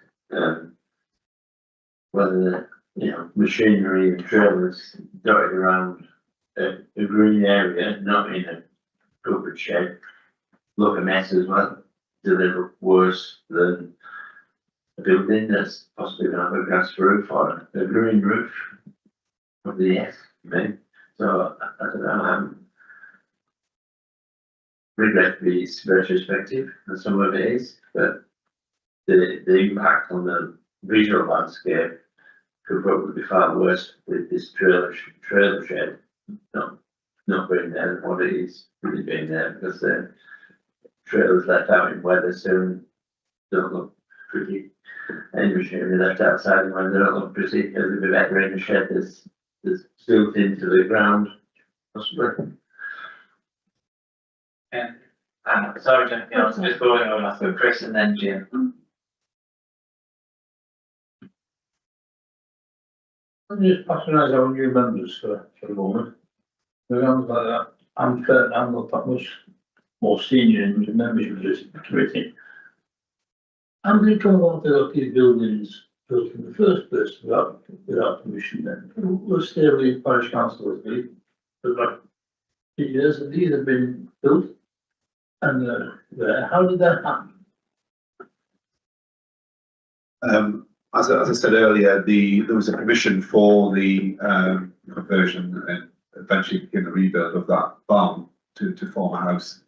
I think those buildings were used in order to facilitate that building, and as for the duration of the building works, they will be permitted development, but they're supposed to be removed once the development is complete. And that was state time, they should have removed it. Well, that is just the nature, sorry, the nature of the permitted development rights is that you can erect temporary buildings or temporary use of land for the duration of building works. So if they were building, for example, in a new housing estate, then you have the site cabins and what have you, that's all the development as part of the overall development. So these were described at the time as temporary. Well, there was no need to make a permit, an application for that, because it's, as I say, the permission is granted by the general permit development order. So there's no need to make an application. We don't have to approve it or refuse it. It's just, you're allowed to do that in order to facilitate building works. People may assume they were temporary development. And we can't obviously speculate on what people thought, but yes, if someone had complained to us about that, we probably would have investigated and said, well, there is building work going on, it's continuing. So we didn't think it was a breach at that particular time. Sorry, we'll just get through the memo. Okay, but it's really key what, just at the point where Neil's saying that. I reinstated the track because there was an enforcement notice. Right. We reinstated it. I think I'll just stop because it's not really relevant to the decision on meeting these buildings at the minute. Jim? So Julie is our compliance, so she'll know a little bit more about the background to that than I did. I was perhaps speculating a little bit too much. She was just correcting it. It is a little bit of guesswork. We haven't had full discussions. I've not been dealing with the case, but I think the compound area where buildings 1, 2 and 3 are sited was formed during the construction, the conversion of the barn. I think from what the applicant has said, perhaps building 1 was erected at that time. And then because things are within the compound, they're not particularly obvious externally that things are changing. Is it part of the building works, the storage of materials? So I think things have progressed, but generally be contained within the fencing of the compound. And then when building 4 started, I think that's when we got the concern from the parish council. But the application in front of us is a retention of what is there. Jim? Okay, I'm going to try and bring us together a little bit, Mark, before I indulge me. I have had a little bit of experience of helping people develop woodland. Significantly bigger than this. Predominantly, there is a need for small machinery, so quad bike, chainsaws, trailers. So I am sympathetic that you need that equipment.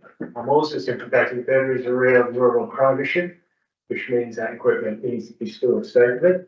And even on a small site like this, you need somewhere secure to put your good machinery. I can imagine on the A590, you'd be very accessible for people to pop in and help themselves. So I recognise that need, and I would recognise that as an agricultural need, even on a site of this scale. Position that, but what I feel we've got here is significantly more development than we need for that. And also, it would be, in my mind, much better if that development, as I think Jenny said, is up near the existing development, rather than what we're seeing here is an incursion on what should be, following the conversion of the barn, in my mind, a reversion back to natural agricultural land. So both in terms of the scale and the location, it doesn't feel appropriate to me. And the final thing in my decision is that building number 2, particularly, I'm struggling to make the linkage between building number 2 and planting and maintaining a relatively small plantation of trees. And that is particularly out of keeping, given its location away from the other building. I don't think I would feel comfortable with that even alongside the barn, but I would feel comfortable. I'm undecided on the bung and that, because it didn't be an argument there, but ultimately I'm very much in support of Ben's recommendation because of both the scale and the location of the development. There's what I hope has positioned some sympathy for the agricultural use and security requirements, but I propose to support the officer's recommendation. Okay, thank you, Mr. Chairman. Taking that as a first proposal. Who spoke over Jackson? Was just picking up on his point that the building was done in a sympathetic way, and in keeping with the landscape and all the history. Like Jim says, it's laudable that he's doing so much work on the thing. My problem is the sighting of it, whether it's actually sighted. Phil? If, just remind me, if these buildings have been, built, because they were never knocked down, probably what, 7 or 8 or 9 years ago. How long's a building got to be up before we are, not constrained to say, well, you didn't have planning permission for it? Because it's been up now for, if it had been up for 50 years, it couldn't go back and say, well, you didn't have planning permission. So what's the time frame that we need to think about, please? It's a little bit complicated. Yes, it is. It's up to 10 or 4. It was 10 or more, so if it was development carried out before the 24th of April 2024, it's 4 or 10, depending on the type of development. So changes of use are 10 years. Building, changing something to a house is 4 years, or was 4 years. The things that have happened since April 2024, it's now 10 years for everything. So it's much simpler now, but we do have to work out when it occurred and work from that date to decide whether it's 10 or 4. So do we need to know when the original buildings, which were the compound to the conversion of the house, do we need to know when they were put up? If members determine to refuse the application, we'll need to go back to the applicant and his agent and work out timescales, why the buildings were there, were they part of the construction of the house, and were they permitted development, when did that change to an agricultural maintenance of the land use. So there is more investigation needed. We can't just go, all the buildings need to be removed.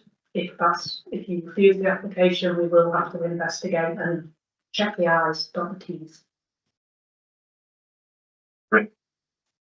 I think the important point here is that if the buildings were built without planning permission, we can refuse planning permission even if they're immune from enforcement action.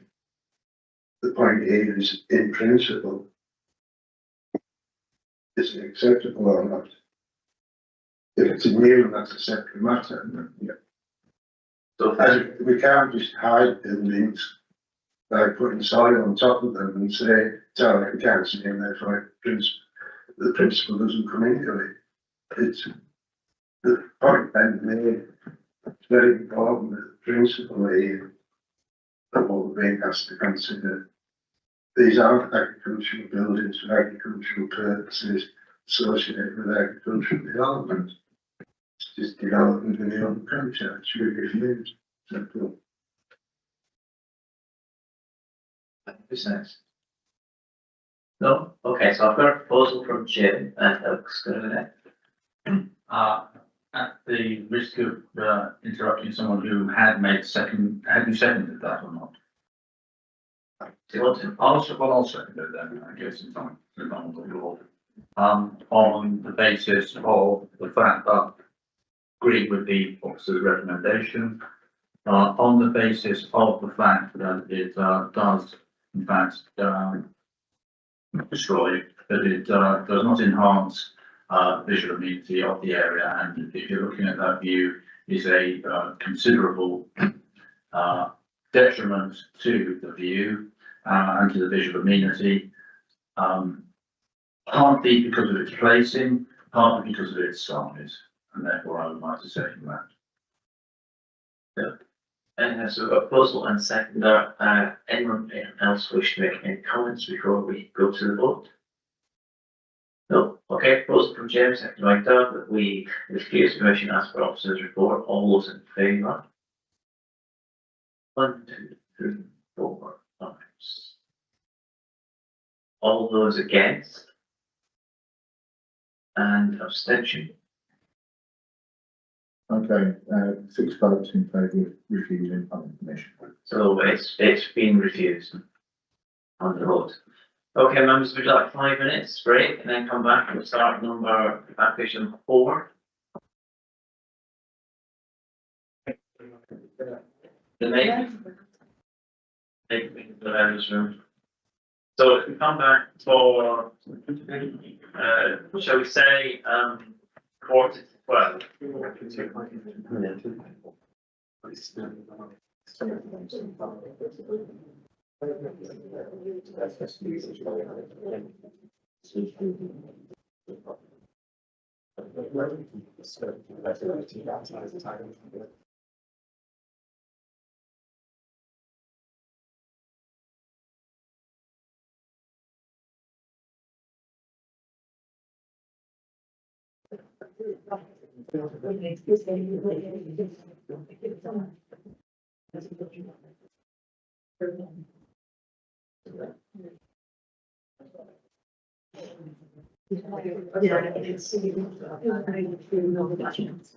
Okay, that's one, where do you?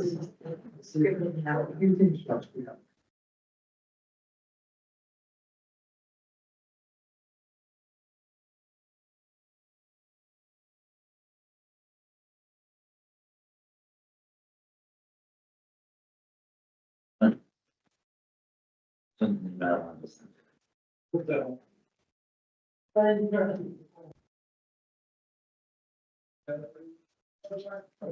I walked a bit because that one's not charged.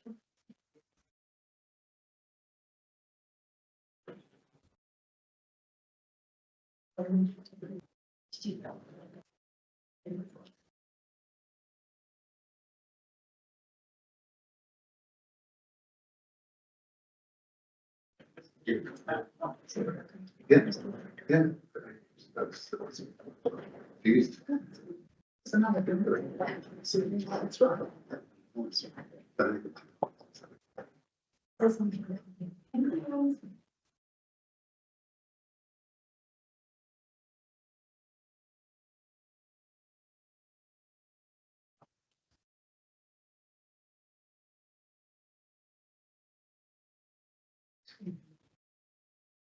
So I think you want to think about something about sustenance.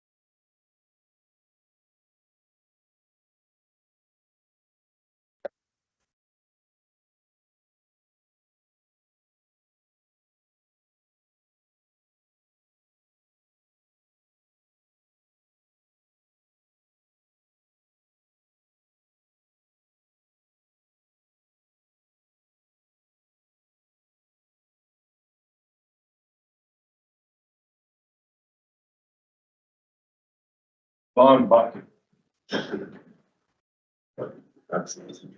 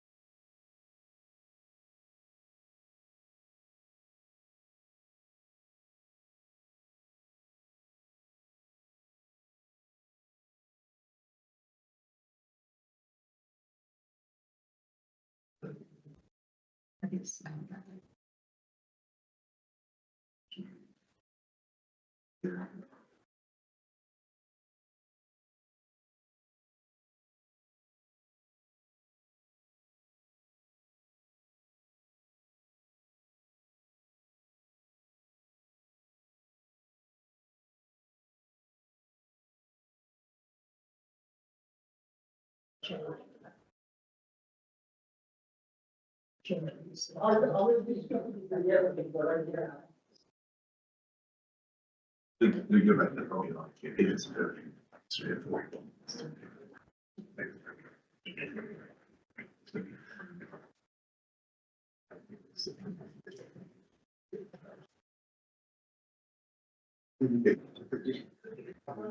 Yeah. Yes. It's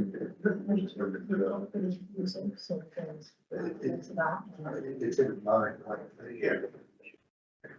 And that is very crap. Just like, yeah, I'm trying to.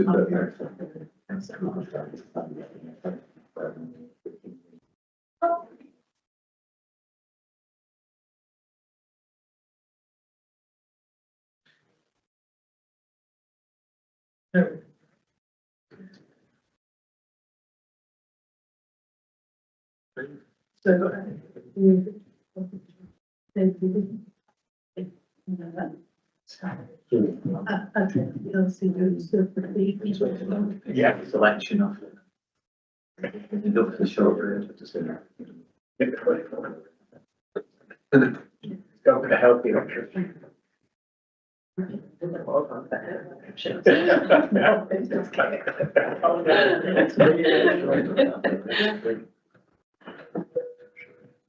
Right, welcome back everybody. Our next case before us is on 4 on the agenda, and that's number 1, Dodds. Thanks, sir. Thank you, Chair. This application seeks permission for partial demolition of the existing dwelling and the erection of a 2-story extension, including extending over parts of the existing dwelling. The application is before members today because Crossway and my parish council's views are contrary to our recommendation to approve the application. Their concerns relate to the proposed scale, resulting in overlapping neighbours and the land, and the existing capacity of the wastewater treatment facilities and in trees. Members' awareness is writing the report, we received 2 additional letters of representation from neighbours who have already provided objections. They restate their reasons for objecting and don't raise any immediate issues for consideration. I also noticed I read that recommending condition 3 regarding the state covering of the roof. The condition should read the roof of the development hereby permitted rather than the building. The application site is located in Crosswaite and comprises a detached dwelling in a large plot. The site is bound by Rickree, which is the public road to the southwest and surrounded by residential dwellings. This slide shows the adjacent and nearby residential properties. I've put the red dots over those, showing the properties that are referenced in my report. This slide shows the view from Rickree on approach from the north. You can see a glimpse of the existing dwelling from that angle.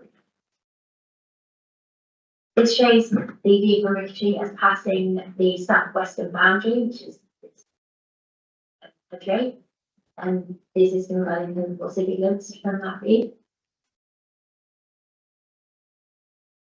This photograph shows a private view from the driveway of 2 and 3 Wells House. Again, you can see just beyond those tall trees a glimpse of the existing property. And again, another private view from one the orchard. And you can see there the northeastern elevation of the existing dwelling is visible. This photograph shows the view from Dodds House Cottage. And again, a glimpse of the existing southeast elevation there beyond the wall. And from the rear elevation of, the rear garden of Dodds House Cottage, you can see a glimpse through the hedgerow of the northeastern elevation. The next slide shows the existing elevations of the dwelling. So this photograph shows the northwest gable with the garages there at the ground floor, and the southwest side elevation. This is the southeast elevation where the main extension will be located. And this is the northeast side elevation. The next few photographs show the existing dwelling in its surrounding context. So you can see a number of the neighbouring dwellings in the background of these photographs. And you can see here that the positioning of 2 and 3 Dodds House on the right hand side of that photograph. And that's Dodds House Barn in the centre of that photograph. And one the orchard beyond, and just beyond the existing dwelling there is labelled. This photograph shows the direction from the southeast elevation of the existing dwelling over towards, so over the garden beyond the still on the right hand side, that's Dodds House Cottage, but there's that property you can see in the centre of the photograph, that is a further away property known as Overgreen. And then another southeastern sort of direction photograph showing Dodds House Cottage, so that boundary is formed by the stone wall and the elevation of Dodds House Cottage. This photograph shows the boundary with backside, and backside is beyond that tree and shrubbery boundary. This slide shows the existing footprint of the dwelling on the left hand side and the proposed footprint on the right. As you can see there, where the yellow is and the grey underneath that is the extension. So it's replacing part of the existing dwelling. So it would extend it sort of a modest amount going to the northeast. These existing elevations in drawing form. And then these are the proposed elevations. You can see that from the two, if I just go back to the existing and then to the proposed, that the southern side of the dwelling would result in a significantly greater vertical massing. And this would increase by 2.7 metres. And these are slides just showing the existing floor plans and then the proposed floor plans. The floor plan on the right hand side shows a zoomed in version of the first floor, the proposed floor. I consider that the main issues that that should consider today the impacts of the proposed development on the character and appearance of the area and the impacts on the immunity of local neighbours. Having regard to the existing non-traditional dwelling, the undulating topography of the surrounding land and distance and separations to the road, I consider that the proposed scale and height form is acceptable. Whilst visible, I don't consider that the proposed development would be prominent in the public view.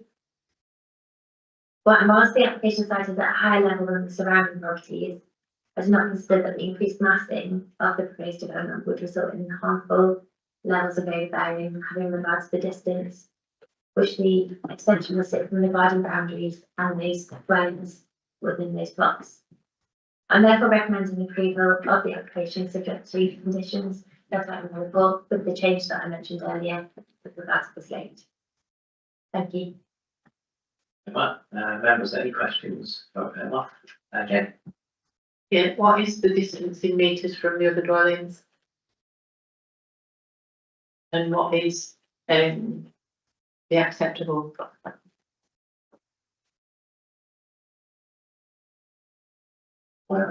just the closeness. Does have on. Yeah, so I've set those out at paragraph 5.11. The closest, yes, it does have on, but that's to the north. So the closest property to the proposed extension is Dogstown Cottage, which is approximately 50 metres to the southeast.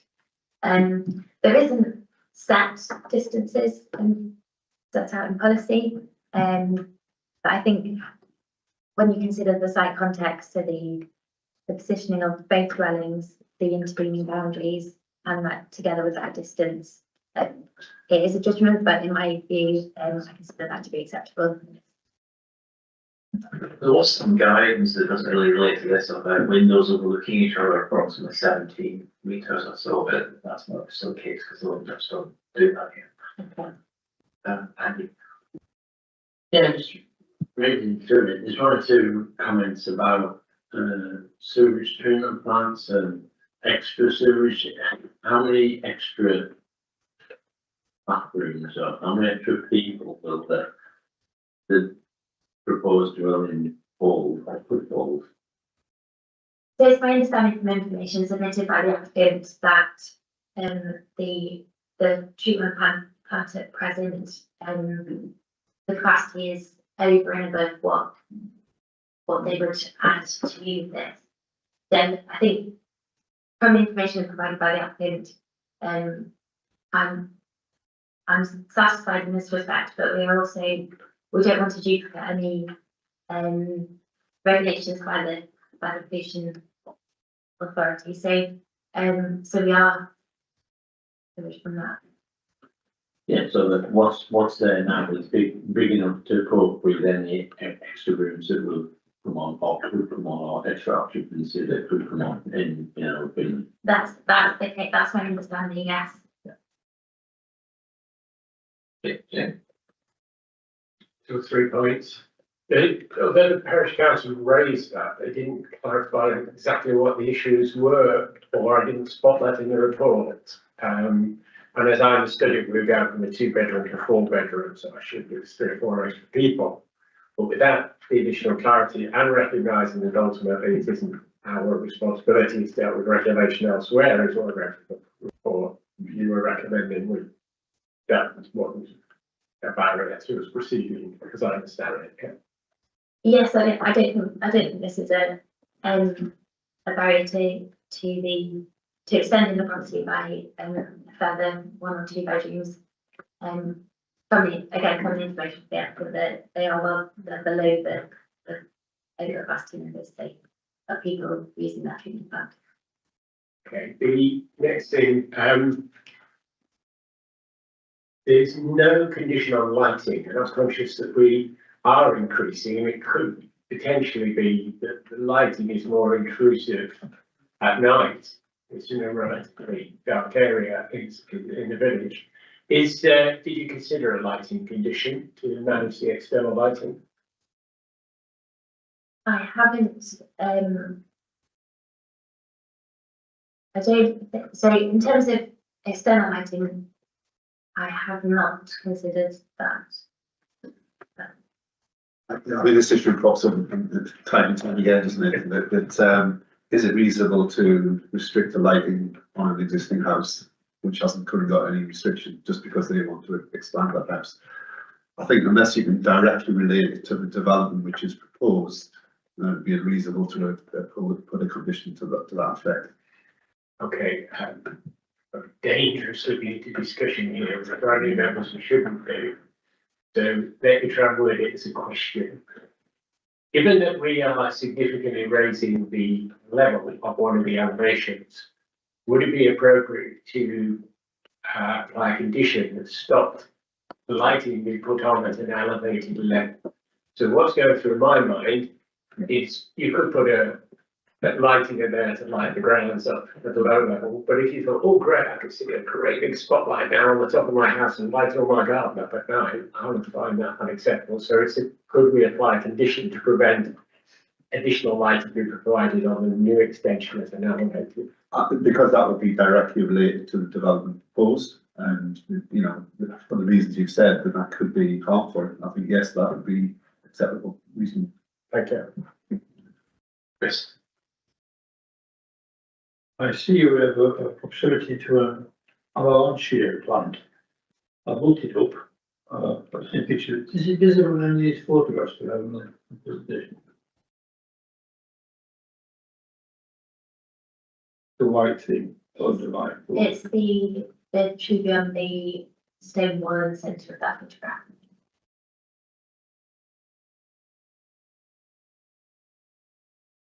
I'll find that one.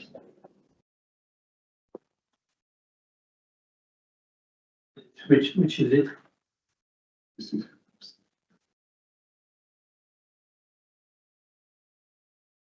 One without any leaves. There's all the lovely white flowers not visible. Oh, yeah.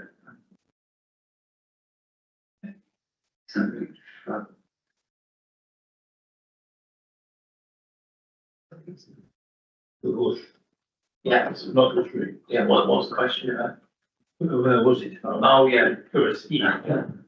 No, I don't think so, next time. But the big tree. Right.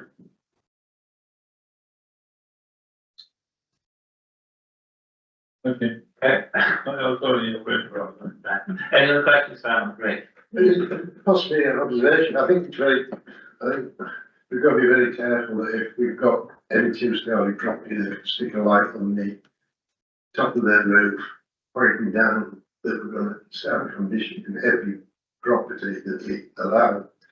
And we've got this now the common sense of the to design. I think on a house like this, the number of windows, the light pollution is going to come from the fact that the lights are inside the house and you've got no control of that. And they've got the curtains open, so I think that's where the light problem is, not extremes of putting light on top of the roofs and everything. So I'm cautious about the condition.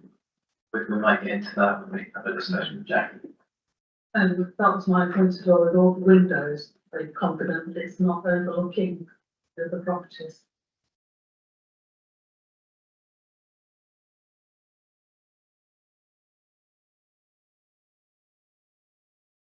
Yeah, so with the proposed extension, do have a few windows, in there, they're large, but from those, given the distances and the separation, and between the boundaries, you would see those windows, they would be visible. But I think considering those distances, you would see them in the distance. I don't feel like that you would get a perceived overlooking from those windows and those neighbouring properties, having visited and being there. But you would see them, you definitely see those windows around, but given the topography of the land and yeah, those individual boundaries and separation, I don't consider that you would get that perceived overlooking. Any other questions? No, we'll move on to our public speaking. We have Mr. and Mrs. Shipton. For the applicants. So you've seen how we do it, it's 5 minutes, between you and I hope we should divide that up, we'll run the timer, and if it gets over the 5 minutes, we'll let you know. And when you're ready to start, you press that. Thanks. Thank you. Good morning, Chairman and members. I'm Helen Phillipson, and this is my husband, Andrew Greer, the applicant. I note the planning officer's comprehensive report and firm recommendation for approval, and we thank her for that. We applied for permission to extend the footprint of our existing home by a modest 22 metres squared and add an additional storey onto the single storey part of the existing bungalow. This will create a 4-bedroom family home with a home office. We have taken the concerns raised by our neighbours' objections seriously. Although we were advised the scheme was likely to be recommended for approval by the planning officer without any amendments, in a short amount of time we had available, we've made a number of changes to the design to help mitigate our neighbours' concerns. Firstly, we have reduced the footprint of the extension by approximately 20% from what we originally proposed. Secondly, we've removed 2 of the north-east facing windows and added obscure glazing to one of those to that third window. Thirdly, we have stepped the proposed ridge line, reducing the ridge height by 0.95 metres across 1/3 of the proposed raised roof.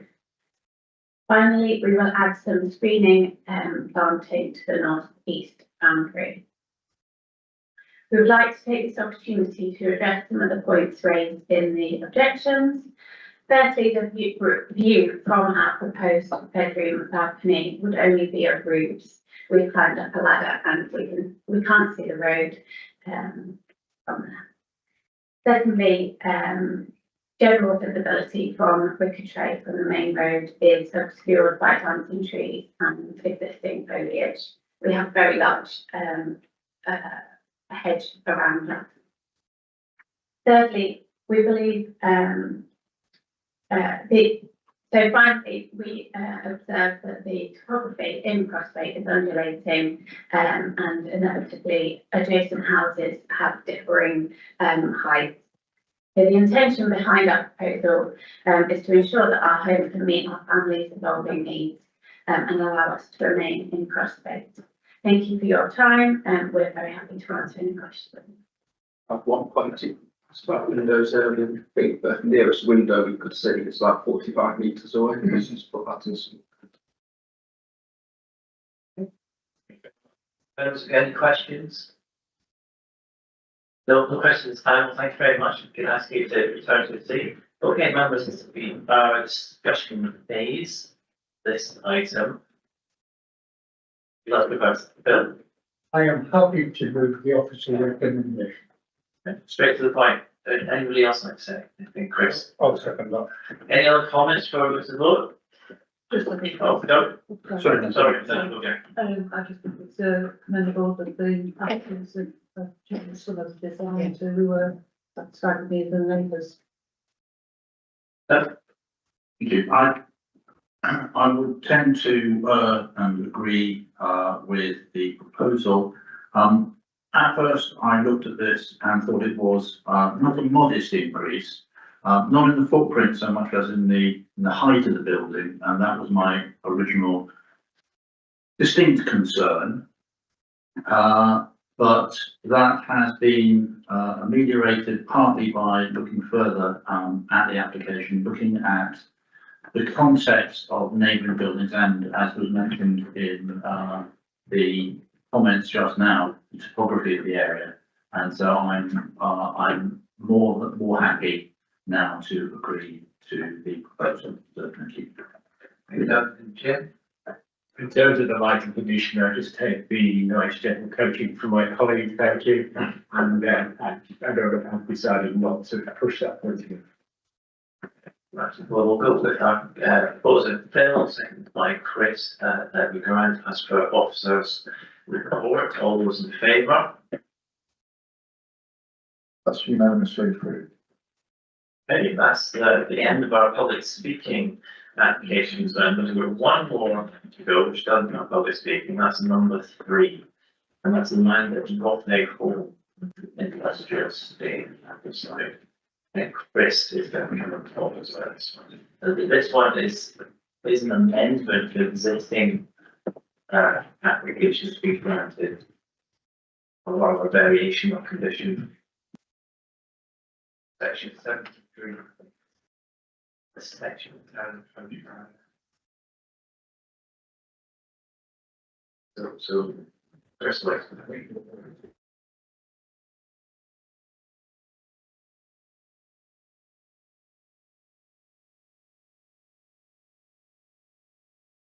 Thank you, Chair.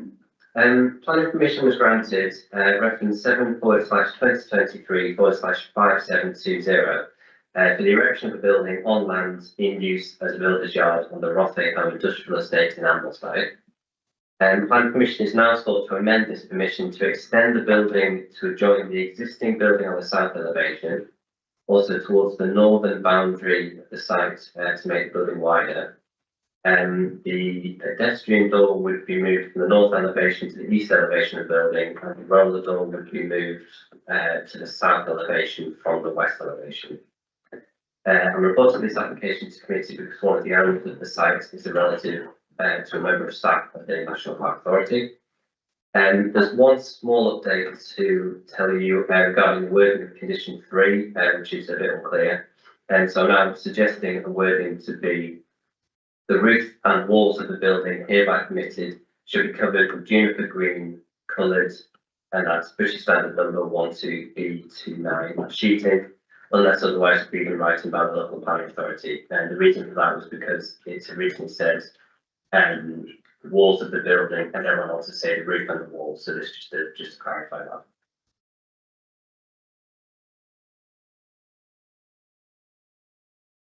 So this is the application site located at Rothay Home Industrial Estate in Ambleside. This is the proposed location plan showing the site outlined in red.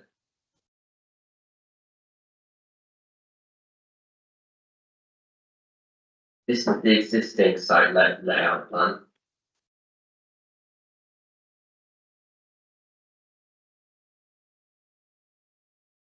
And this plan shows the previously approved building.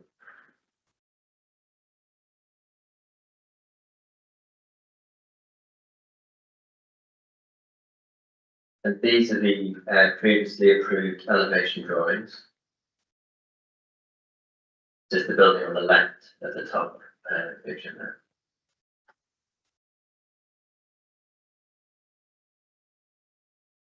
This is the floor plan of the proposed building now. The building would adjoin the existing building to the south and extend to the northern boundary of the site, shown by the red dotted line. The building would also be extended to the west towards the track and a new roller door added to the new south elevation.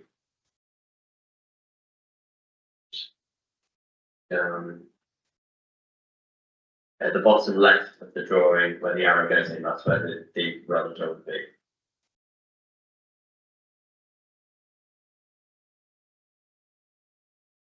These are the elevations of the proposed building.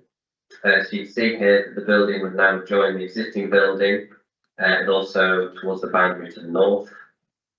The elevation on the right shows the extension of the building towards the track and the new roller door. The proposed east elevation also shows the proposed new pedestrian door.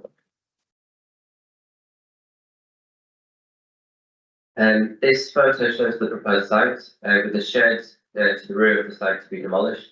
The existing green building to the south, which would adjoin the proposed building, and the access gates to the track at the front of the site.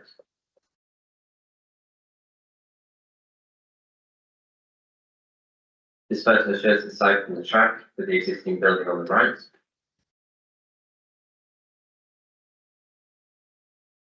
This photo shows the existing building which the proposed building would be attached to.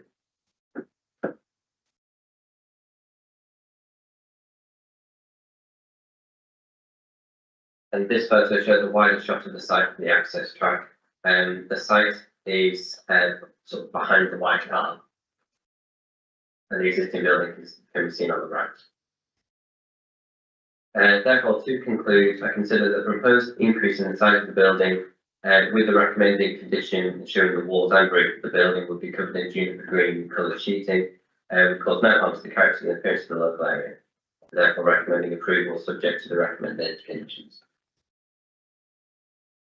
Thank you, Chris. Members, any questions?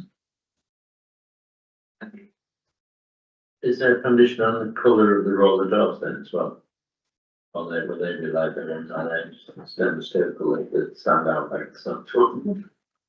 We don't currently have a condition for the roller door. As if we thought it was too good. The previous permission didn't have a condition for the roller door either, though. I think that one of the issues is the building that we're joining has got a similar coloured door, so not entirely sure that it would be reasonable, and particularly given how limited public views of the site are.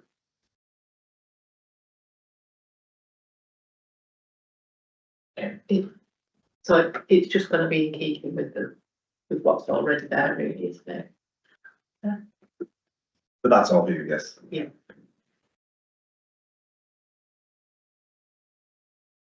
But it matters if it doesn't agree. It's an industrial building, why does it have to be juniper green? I think it would be a different colour and brighten the place up. I think that the requirement, well, the reason why that condition, it's on the original permission, this is a variation of that original permission. But B, I think it's for more distant views, so I think to have some consistency for distant views, you can see that obviously the dark green of the existing building. I think if you have a mismatch of building of different colours, it's more likely to draw your eye to it and it sort of recedes better. It's all the same colour. It is an industrial estate. It's not something which we would be an absolute disaster if it was a different colour, but for the sake of consistency, I think that's a reasonable condition. Rainbow panels. Well, that's my question, Ben, so we'll go straight into a discussion, but no speaking, but ask questions as well if you wish. Yeah. I remember the discussion on this last time, so I'm coming relatively early for others who haven't.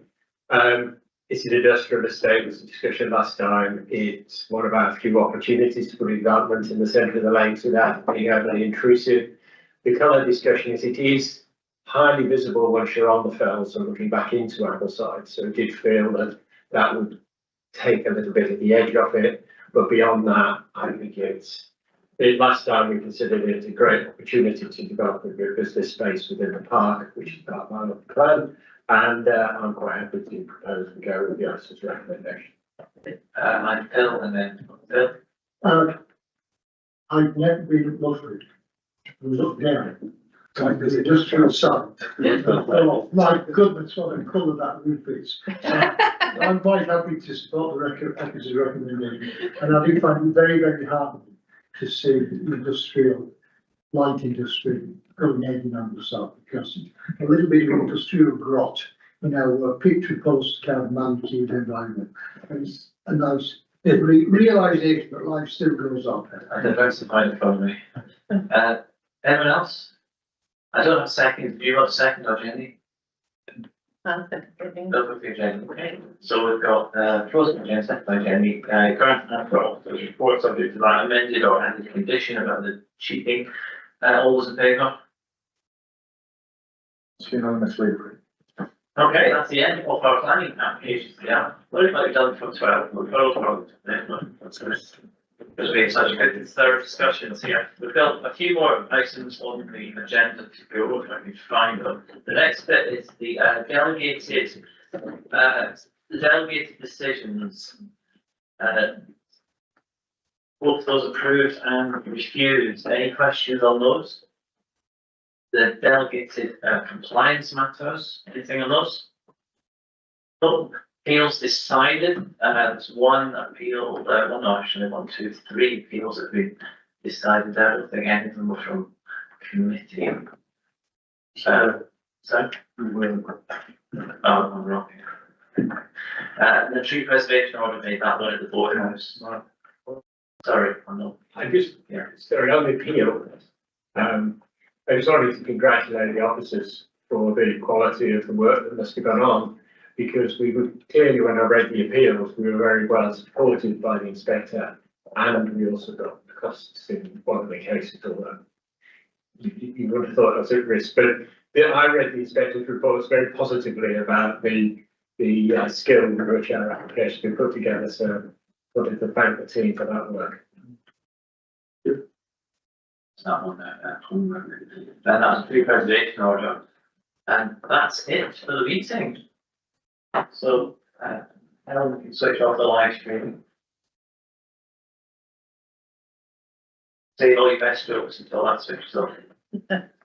But once no related items, it's another video. You can Yeah.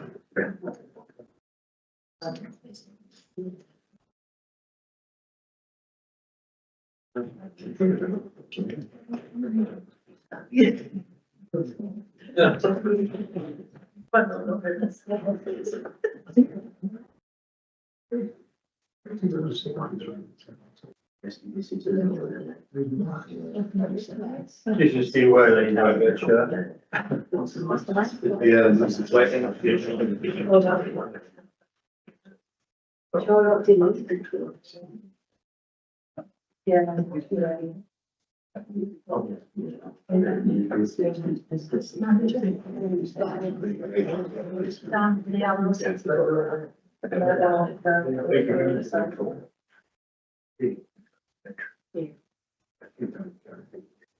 Appreciate it.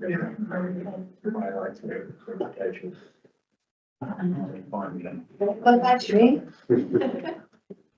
It appears to be short of a battery, so I can't close anything down. You still plug it in the wall? Yeah, on the bridge. Still up the bridge. It was Tuesday, I took people.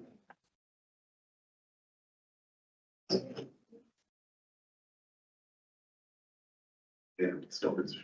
So that was Mark's mini bar. Never been in that. No, it's Richard believes that's new guy. That's related to the screen.